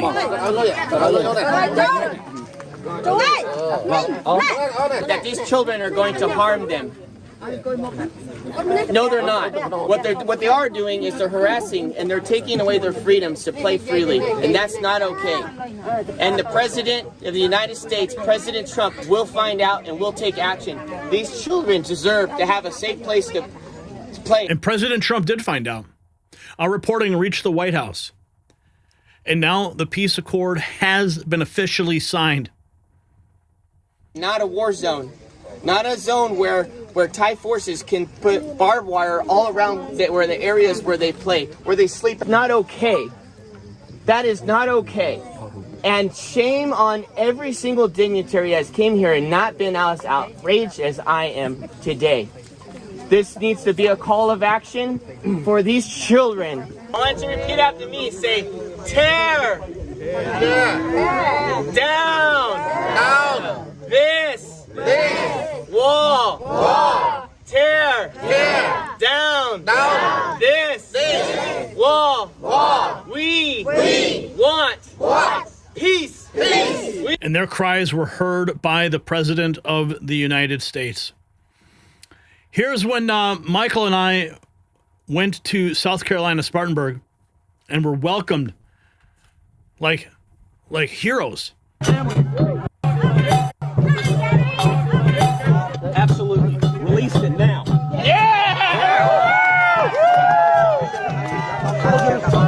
That's the Attorney General of South Carolina who was in our delegation there.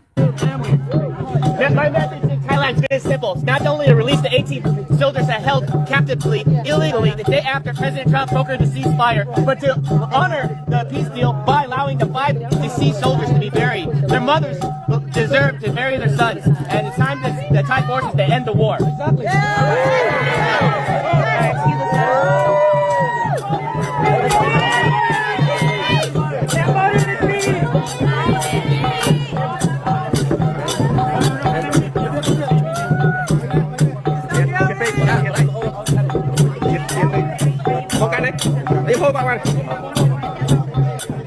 Gary, I keep for you, okay?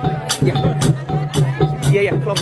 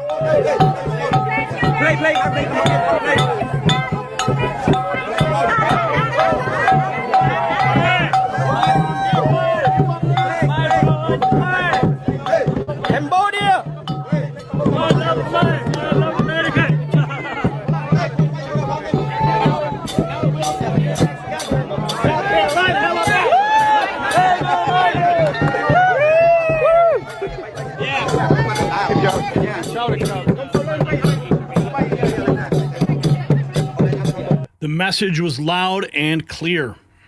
It resonated all the way to the White House. The Cambodia-Thailand border conflict has ended, and a lasting peace will take effect immediately. Michael Alfaro posting this. President Trump is the peace president. ABC News' Martha Raddatz talking about China, who's been boycotting American soybeans, and American farmers have suffered. Let's see. Here is the Trump's New Deal. Let's see. Here's Margot Martin. There's like so much here. This is when Trump arrived. Arriving in China.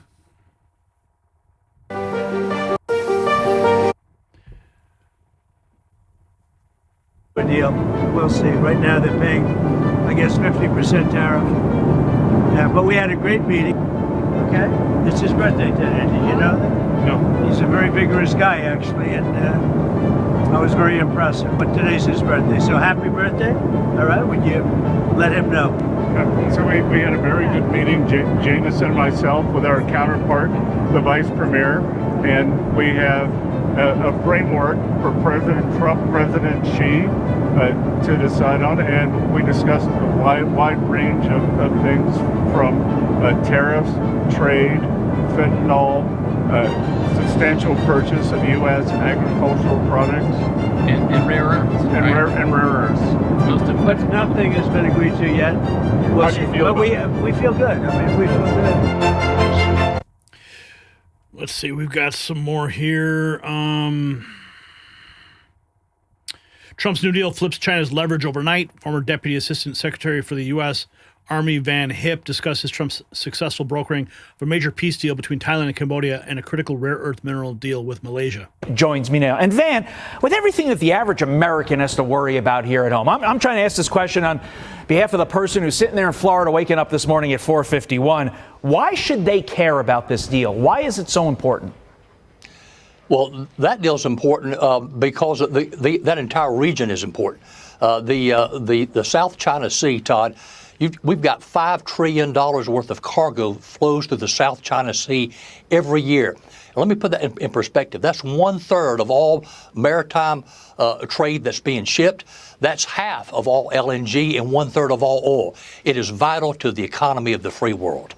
When Xi Jinping sees this deal to end the conflict between Cambodia and Thailand, what does he think? What does that do to his mindset, especially when it comes to Taiwan? I think he expected this, but I think what he knew that we would get some trade agreements there. But I think what caught President Xi flat-footed and what he was not expecting was the critical minerals deal that the president announced with Thailand and Malaysia. And if you notice, Todd, right after that, you had your Chinese and the U.S. negotiators on the sidelines there at the ASEAN conference. All of a sudden, lo and behold, that's when Communist China's top trade negotiator said, oh, we've got a preliminary framework now for a deal. Look, Communist China only does a deal with you when you're holding the cards and they know they've been outfoxed. And I think that's what we've got right here. Yeah, I mean, look, if we can get these vital critical minerals from Malaysia and Thailand, that really does help, to your point, with leverage, because we are not desperate for what China has anymore. Getting back to the peace agreement, Trump ultimately used the threat of tariffs. He's very, very good at this, to basically say, Cambodia and Thailand, stop your fighting. Will this be how Donald Trump is remembered throughout history? Basically saying, I'm going to use the pen and not the sword to end bloodshed. He's doing it to end wars, but he's also doing it to get a better deal for the American people. He's the best salesman we've ever had for this country and for the American people. He's doing the same thing in Japan. Prime Minister Takaichi is going to announce a major U.S. investment in the United States when he meets with her tomorrow, and also look for President Lee of South Korea to do the same. In each instance, he's out there on a mission to get the best deal he can for the American people. Look, this president inherited the most complex foreign policy landscape I think a commander-in-chief has ever faced of this country. It is an international chess game, Todd, but I think he is playing it just like that old great world chess champion, the late Bobby Fischer. Sure. We got about 15 seconds remaining. Your specialty is war. Are we a safer country at the end of this trip, do you think? Big time, big time. I think President Trump understands that his chief responsibility as commander-in-chief is keeping the American people safe, and he's doing that both at home and abroad. Former deputy. Yes, he is. Yes, he is. And if it wasn't for Michael going right directly to that border and uncovering what was going on there, and our coverage, this moment would not be happening. It would not be happening at all. Here's President Trump discussing the peace. This is one of 8 wars that my administration has ended in just 8 months. We're averaging one a month. There is only one left. Although I heard that Pakistan and Afghanistan have started up, but I'll get that solved very quickly. I know them both, and the Pakistan, the Field Marshal and the Prime Minister are great people, and I have no doubt we're going to get that done quickly. That one started up a few days ago. And I just feel it's something I can do. I do it nicely. I don't need to do it, I guess. But if I can take time and save millions of lives, that's really a great thing. I can't think of anything better to do. But the 8 wars that my administration has ended in just 8 months, there's never been anything like that. Never. There never will be either. This is one of 8 wars. President Trump ending wars all over the world. Historic piece. This was published by the White House. President Trump, Malaysia's prime minister, hosted the prime ministers of Thailand and Cambodia for the signing of the Kuala Lumpur Peace Accords, a historic peace declaration. You're witnessing history, folks, right there.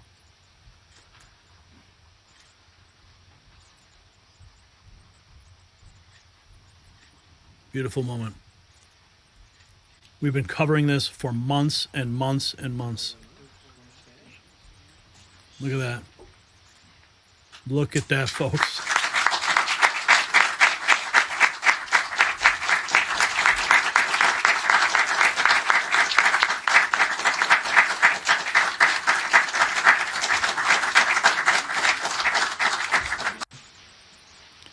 Now, I want to share with you something that I received, and it's absolutely beautiful. Let's see. I'm gonna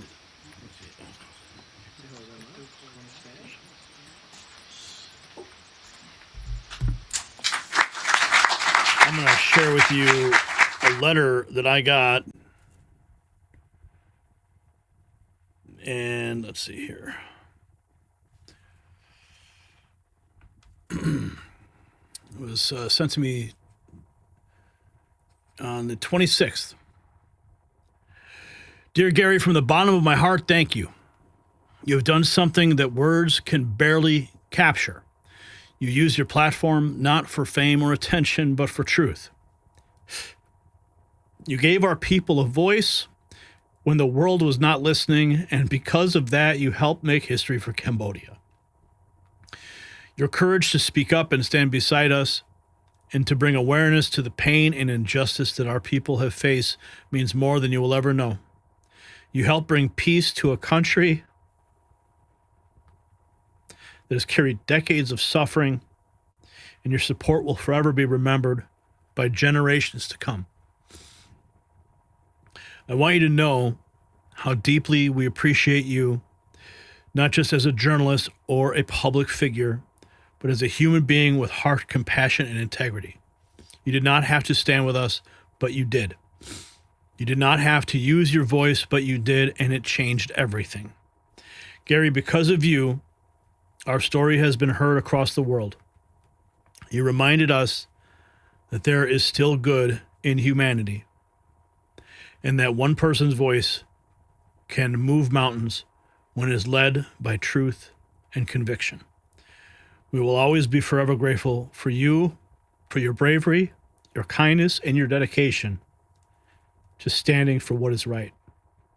Thank you for helping us make history and for walking beside us as Cambodia finally finds peace. You have gained a Cambodian sister and brother for life, and will always stand with you the same way you stood with us, with deep respect, love, and endless gratitude. Rathasat, Lady Vice President, Cambodian Association of South Carolina.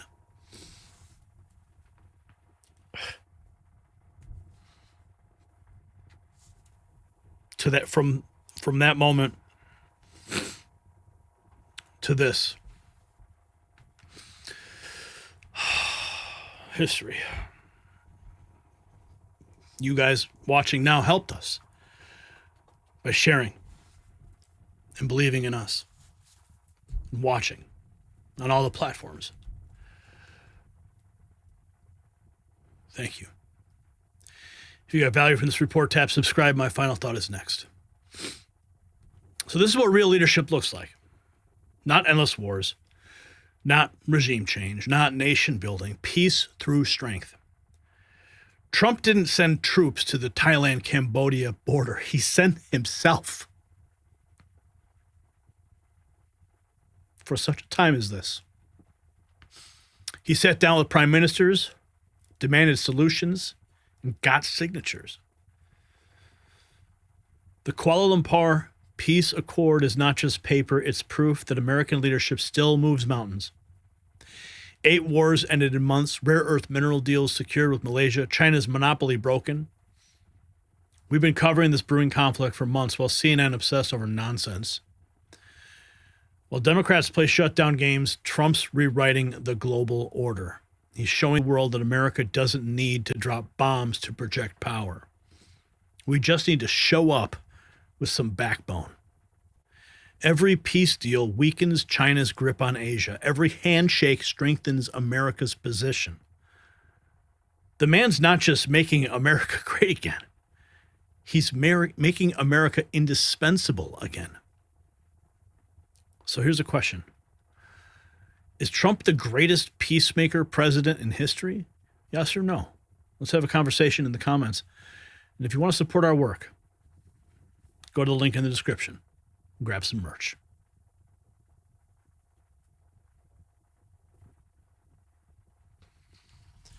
Whew. That story hits really close. Really close. Really close. Thank you so much. You're in my heart, in my country. You bring peace. Yeah.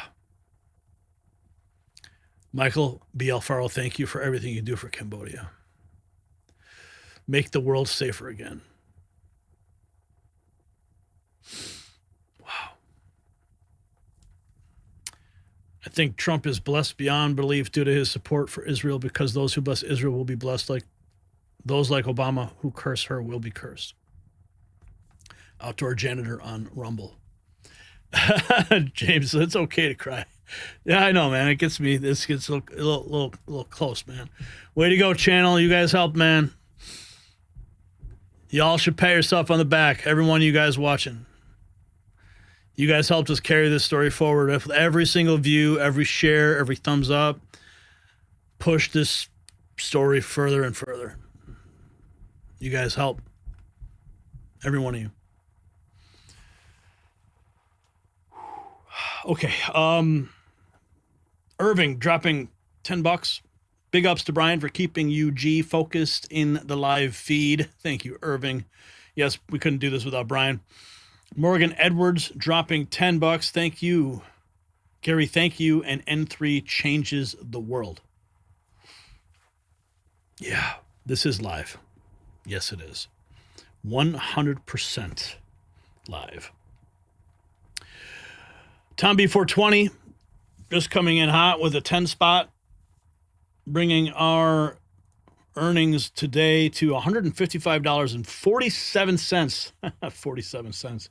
Tom B420 dropping a smiley face and some American flags in his badass Camaro.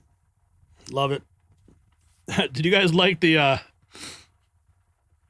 do you like the Bugatti opening I made? I'm like, I'm going to use AI, and I'm going to go ahead and I'm going to put myself in a Bugatti. Why not, right? We all love the Bugatti. I don't think I've ever even seen one, to be honest with you. Okay.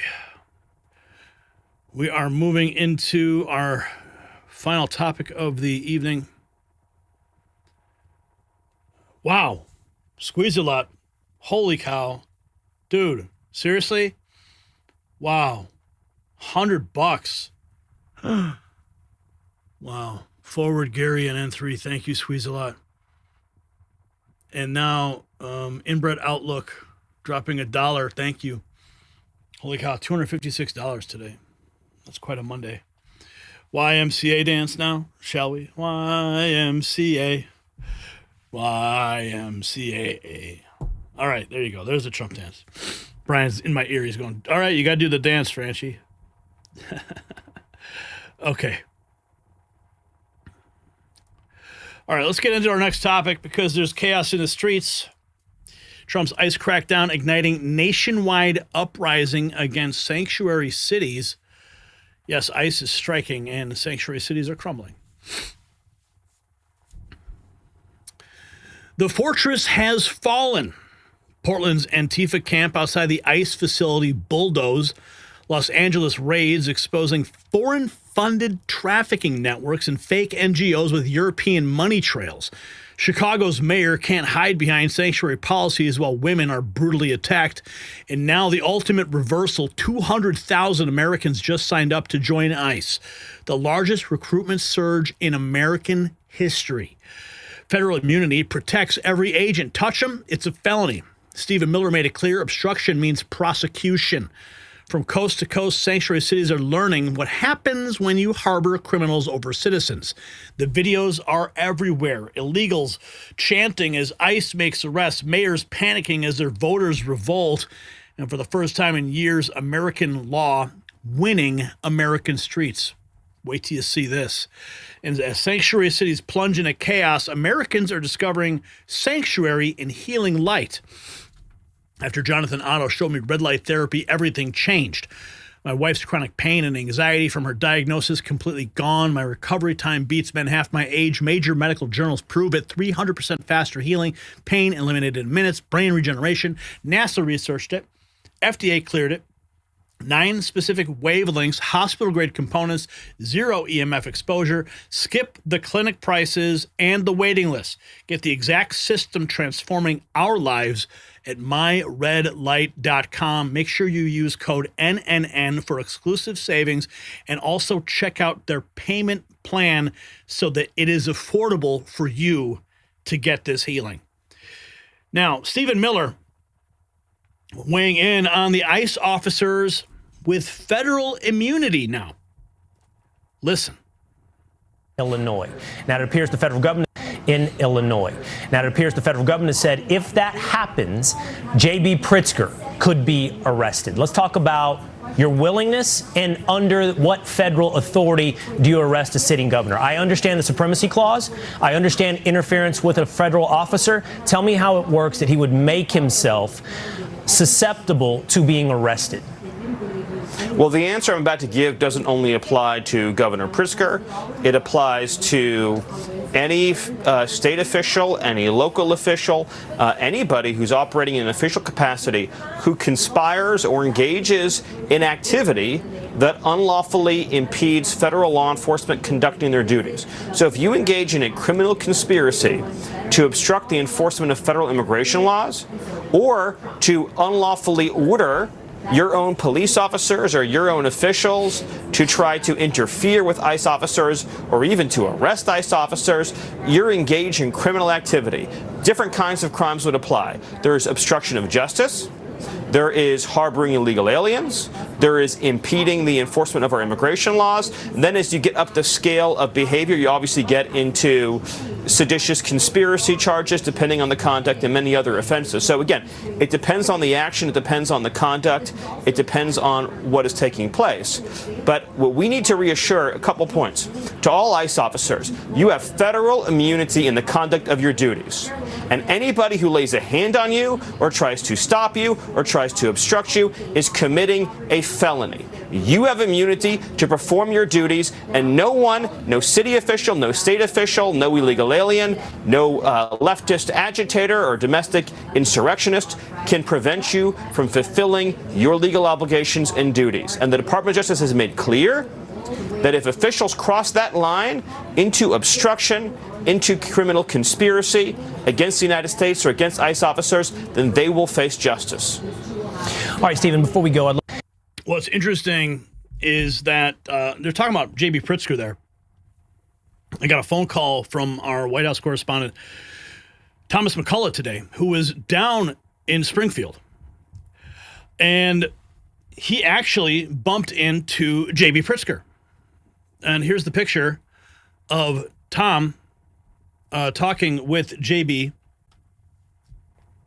They had a detailed conversation. And what's interesting is that J.B. was actually asked him about Tom's White House coverage and working with the Next News Network, which is a clear indicator that J.B. Pritzker is paying very close attention to the reporting we've been doing here. In fact, he's been paying such close attention that I recall when we first reported on our inside sources that revealed to us the date of the National Guard deployment, that J.B. Pritzker went to the microphone shortly thereafter and almost verbatim said the headline that we had presented on this channel. Now, I put two and two together after this conversation with Tom and J.B. Pritzker, and it was abundantly clear. J.B. Pritzker is paying very close attention to what we are reporting here at the Next News Network. So when you have people like Stephen Miller talking about J.B. Pritzker getting arrested, J.B. Pritzker knows that he's crossing a line. He is crossing a line that cannot be uncrossed. And down in Chicago, the disgraced mayor there was asked about an illegal alien who grabbed a woman, bashed her head into a sidewalk, knocked her unconscious, and then did something to her. You can see the word there on the screen. His only response was, "Let's move on." How disgraceful. The question is simply, well, the real Chicagoans that I talk to, that I communicate with, mostly black and brown, actually, tell me that you don't seem to know the difference between illegal aliens and real Chicago citizens. They feel that you are siding with the illegal aliens over them in their communities. And sadly, William, let's get to the question. Let's get to the question. The real question is simply this. I don't know how to make it any more direct. An illegal alien from Nicaragua grabbed a woman on the north side last week, bashed her head into the sidewalk, knocked her unconscious, and raped her. If that had been your wife, Stacey. Okay, all right, we're not going to answer it. Thank you. Thanks, William. All right. Would you want ICE to deport her? All right. Let's move on. Yes or no? Let's move on. Answer the question as a man, not as mayor, but as a man. Would you want thanks. Thank you. ICE to deport? Well, the real Chicagoans that I talk to. That was William Kelly, one of the brave reporters that goes into those press briefings with the Chicago mayor on the regular. They have withheld his press credentials because he asked questions that are strong, pointed, and direct. And of course, Brandon Johnson refuses to answer. Let's move on. Let's move on. So my hat's off to William Kelly for landing that question despite not getting an answer. Now, we got some footage here. This is an ICE raid in a club that happened, posted 14 hours ago. I don't know what.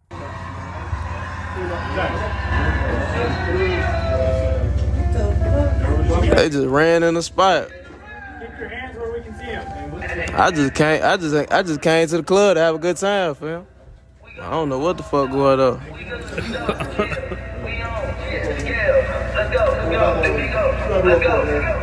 This shit funny as hell. He doesn't sound like he's laughing, though. But visuals like that happening across the country. Antifa takes a massive loss in Portland. Nick Sortor writes, after our intense pressure campaign, Portland police have forced Antifa to dismantle their camp outside of ICE Portland. A sergeant declared laws will now be enforced in the area of ICE Portland, including public drinking, disorderly conduct, jaywalking, and more. Watch as these terrorists melt down as they move their crap off the sidewalk. We are winning. Keep pushing, Patriots, and make sure Portland police aren't just talking but following through.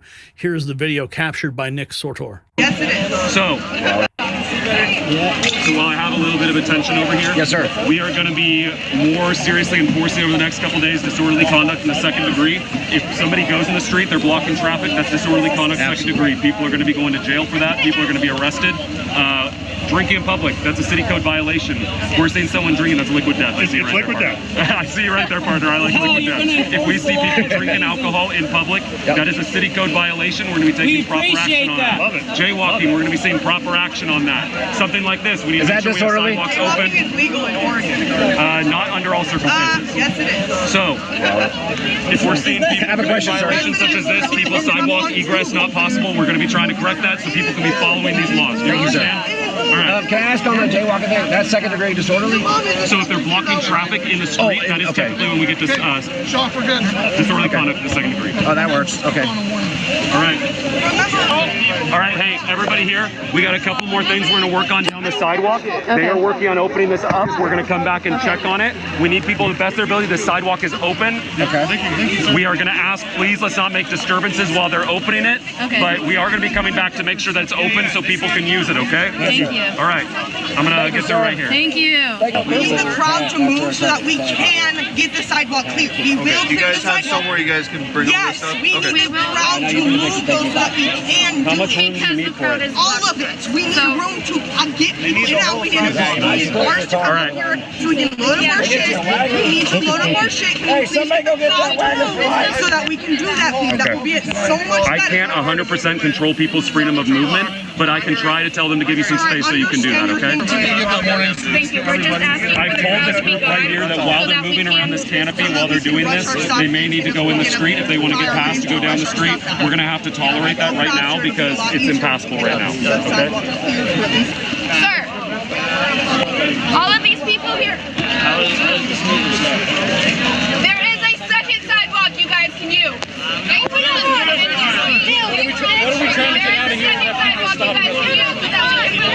Nick Sortor on the ground with that exclusive. Amazing work, Nick. And then we have this. The Antifa camp in Portland totally cleared. Police presence enforcement heavy. While protesters were still gathered in front of the ICE facility, there was no sign of sidewalk disruption in sight. The question is, though, for how long? Haley posting this 17 hours ago. A journalist and content creator on X. That's a follow from me. You should follow her as well. If you're not following Nick, you need to follow Nick too. So here's the footage that she posted. Road in there. So it is approximately 9:30 p.m. the night after Portland police has cleared out the encampment here on McAdam on the South Waterfront in Portland. As you can see, we actually have Portland Police Bureau. There's quite a lot of them. There have been 3 cars stationed here along the road, and they're enforcing the fact that we need to use crosswalks. They've absolutely cleared this sidewalk here. And as you can see, the Antifa members have not rebuilt.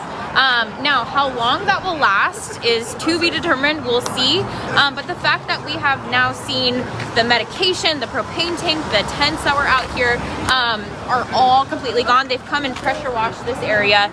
And so now, you know, it's a Sunday evening. We'll see what happens by next weekend. But I will say it is so good to see that we have finally seen the police come in and clear this area, because this is a public sidewalk. It was completely unacceptable for this area to be, you know, covered with tents, and citizens in the community were not allowed to walk freely without, you know, possible violence or harassment or assault. And I just want to say shout out to the men and women and all the patriots that have come from all over Oregon, from California, from Washington. Just so many people have showed up and showed out, and it can make a difference. And I hope that this momentum will carry on, you know, across the United States, where we're seeing so many of these protests break out. And if you guys like this video, make sure to follow me, and I will be posting more updates soon. So it is approximately... Well, you got to follow from me. Let's see. We have, there's another clip here.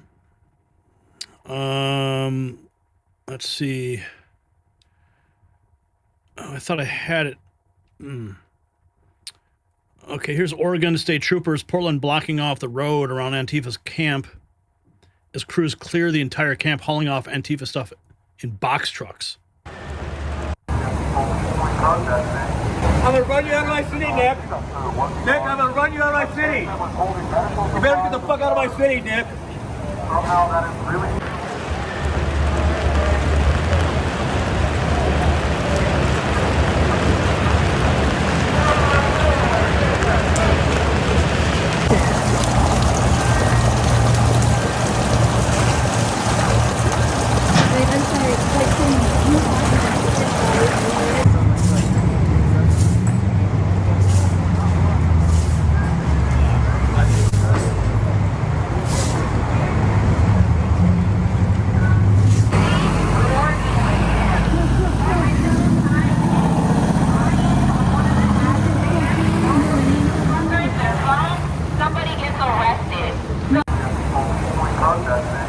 I'm gonna run you out of my city, Nick. Nick, I'm gonna run you out of my city. You better get the fuck out of my city, Nick. Somehow that is really... Now, I'm looking for a clip that I saw earlier. I must not have tagged it, but it was a resident who was discussing how their life was completely disrupted by Antifa for months and months in that very area. We'll see if I can track it down. But we have this. Wilbur Wright college staffer Moises Bernal, who called to shoot and kill ICE agents, has been fired. October 19th, the Chicago protester who called to shoot ICE has been identified as a staff member at Wilbur Wright. That was October 19th. I believe these are his remarks. Oh, I think, okay, I recall this now, yes. That's a fool. You gotta grab a gun. We gotta turn around the guns on this fascist system. These ICE agents gotta get shot and wiped out. The state machinery, that's a full display right there, has to get wiped out. You gotta grab a gun. We gotta turn around the guns on this fascist system. These ICE agents gotta get shot and wiped out. The state machinery, that's a full display right there, has to get wiped out. You gotta grab a gun. We have some more before and after video of the encampment. I don't know. Okay. Yeah. You get,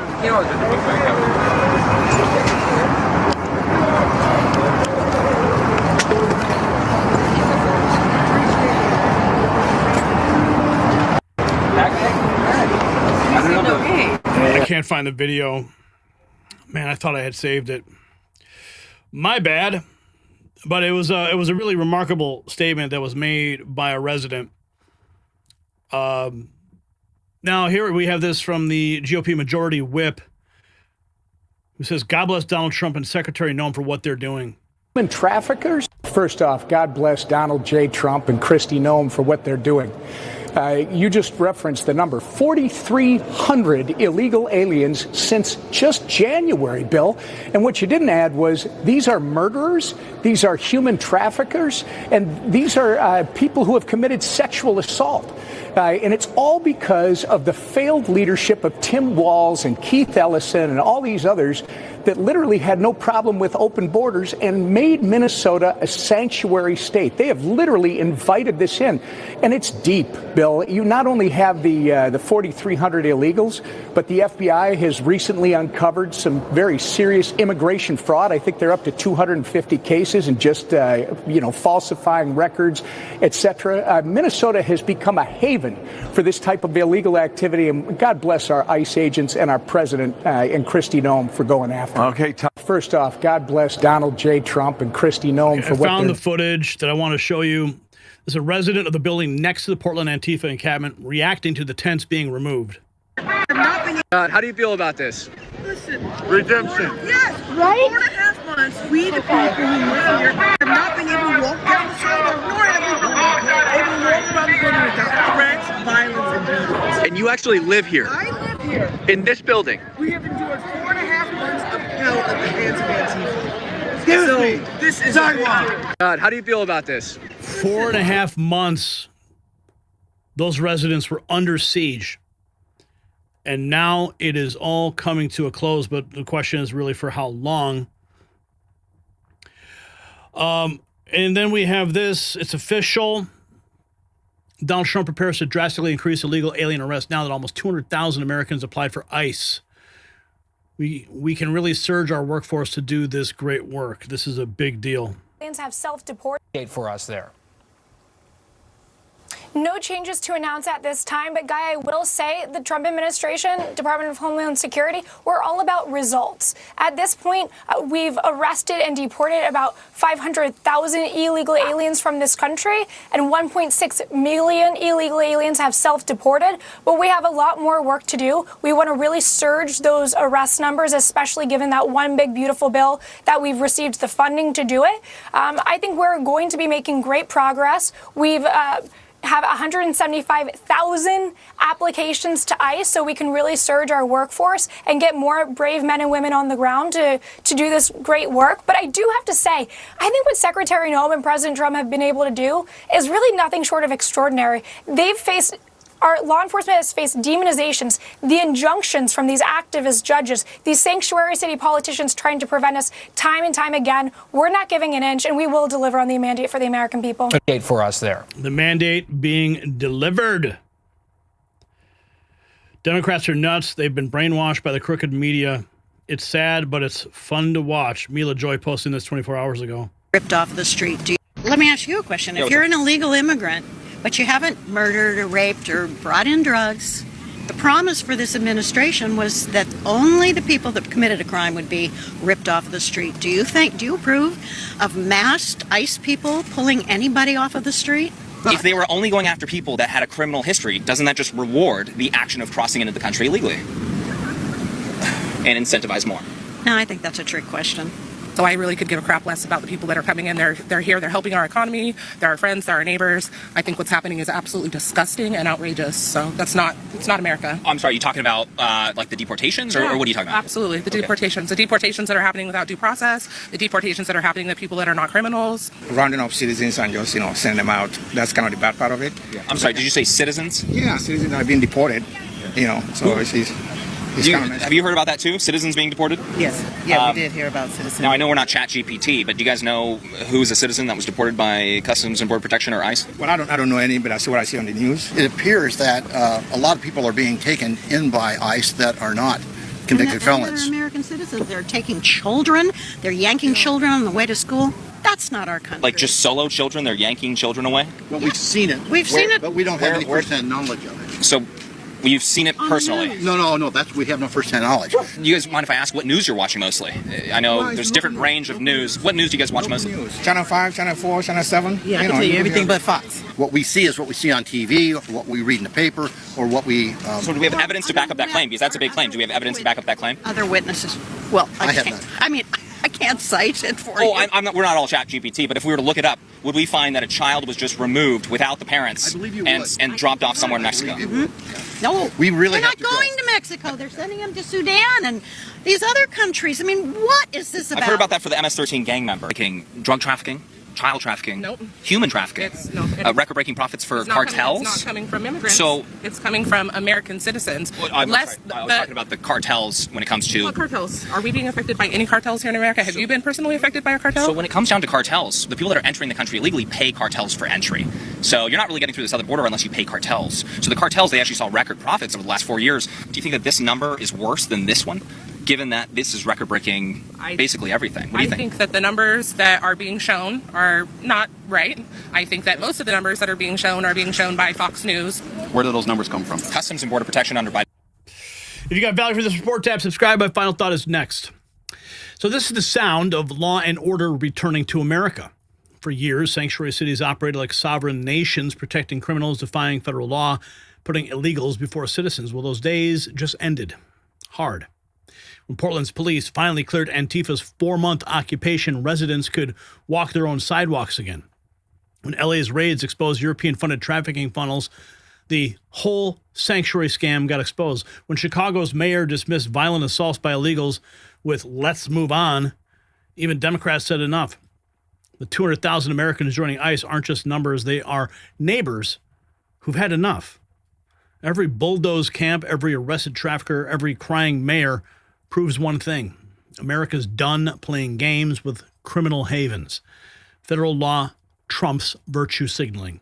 Citizens trump illegals. Safety trumps sanctuaries, period. So here's my question. Should sanctuary city officials face federal prosecution for harboring criminals, yes or no? Drop your verdict below and gear up with some Next News merch. You'll find the link in the description.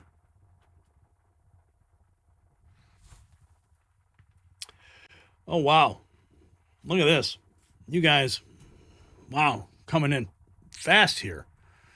El Chagon dropping $20. What up, Gary? Hope all's well. Hello to all your fans out there. 1776 World Mother Effing Wide. And then he decided to gift out some memberships. How many do we got here? 20. Holy cow, 20 memberships. Amazing. Thank you for doing that. Angie, Warren, MS313, Linda Fiske, Freebird, Barb RN, Ken Futek, Kisa, Josephine, Chattanooga, Chewy, Miss B, Laura, Steve, Curious, VJ, Lori, Gizmo, JL, Brady, and Clinton, all receiving memberships from El Chingon. And then he dropped another 20. He says, why not? Why not now? What up to all the Helio agents out there? Thank you for the great services. Wow, we hit $320 tonight. 25 new members. That's a recent record. It looks like he just gifted 10 more memberships. El Chigon's on fire right now. We don't want to put that fire out. 10 memberships. Jill Craft, Recovery, Bob, Upstate, Jersey, Gold Toys, Tamra. Oh no, Tamra's already there. Romeo, Lynn Hagar. Wow. Amazing. 35 new members. He just gifted 10 more memberships. Wow. Well, now you guys have access to some of the behind-the-scenes stuff we've been posting. Very cool. And they should now have access to the 24/7 Discord server for if they want to join and have conversations with other members. So make sure you guys share the link so they can join that Discord server and have some more conversations when the show is over. And speaking of show closing, there you have it. 5 stories that prove that we're living through the greatest political realignment in American history. Stories that we've been bringing you while the mainstream media played defense for the establishment. Day 27 of Schumer's shutdown. The Democrats' own base is abandoning ship. We've documented every food bank closure, every missed paycheck, every federal worker's story while CNN pretended it wasn't happening. When federal unions turn on Chuck Schumer, when food banks run dry while he plays politics, when 42 million Americans face losing food assistance for his leverage, that's not leadership, that's called sabotage, and the American people see it. The polls show it, and come election day, they'll show Schumer exactly what they think, politicians who use starvation as a negotiating tactic. Meanwhile, the establishment's worst nightmare might be taking shape. Trump 2028? Not a fantasy, not a fever dream, a constitutional possibility that has them sweating bullets. Now, this is a legal loophole that we just disclosed while the legacy press dismissed it as conspiracy. And now they're panicking. The 22nd Amendment's loophole is real, and the legal scholars confirm it, and Trump himself is keeping the door wide open. Imagine their faces when they realize the man they've tried to destroy for a decade might serve another term. The meltdowns alone will be worth the price of admission. Speaking of meltdowns, Tyler Avalos is learning that posting murder bounties on TikTok gets you a one-way ticket to federal prison, and of course a liberal judge who's ready to let you go. $45,000 for Pam Bondi's head, and he thought he'd get away with it. The FBI's message, though clear, threaten our leaders and face our justice. The days of consequence-free digital terrorism are over. Every anarchist with a Twitter account just got put on notice. But while the left plots violence, Trump delivers peace. 8 wars ended. The Kuala Lumpur Accord signed. Thailand and Cambodia at peace. Hundreds of thousands can return home. We've been covering these diplomatic breakthroughs for months while the network's obsessed over palace intrigue. This is what American leadership looks like. Not endless wars, not nation building, but sitting down, making deals, and getting results. The man they said would start World War III is becoming history's greatest peacemaker. And on our own streets, the tide has turned. Portland's Antifa fortress bulldozed, LA's trafficking networks exposed, Chicago's sanctuary scam crumbling. 200,000 Americans joining ICE. For the first time in years, federal law means something again. Sanctuary cities aren't sanctuaries anymore. They're crime scenes being cleaned up by patriots with badges.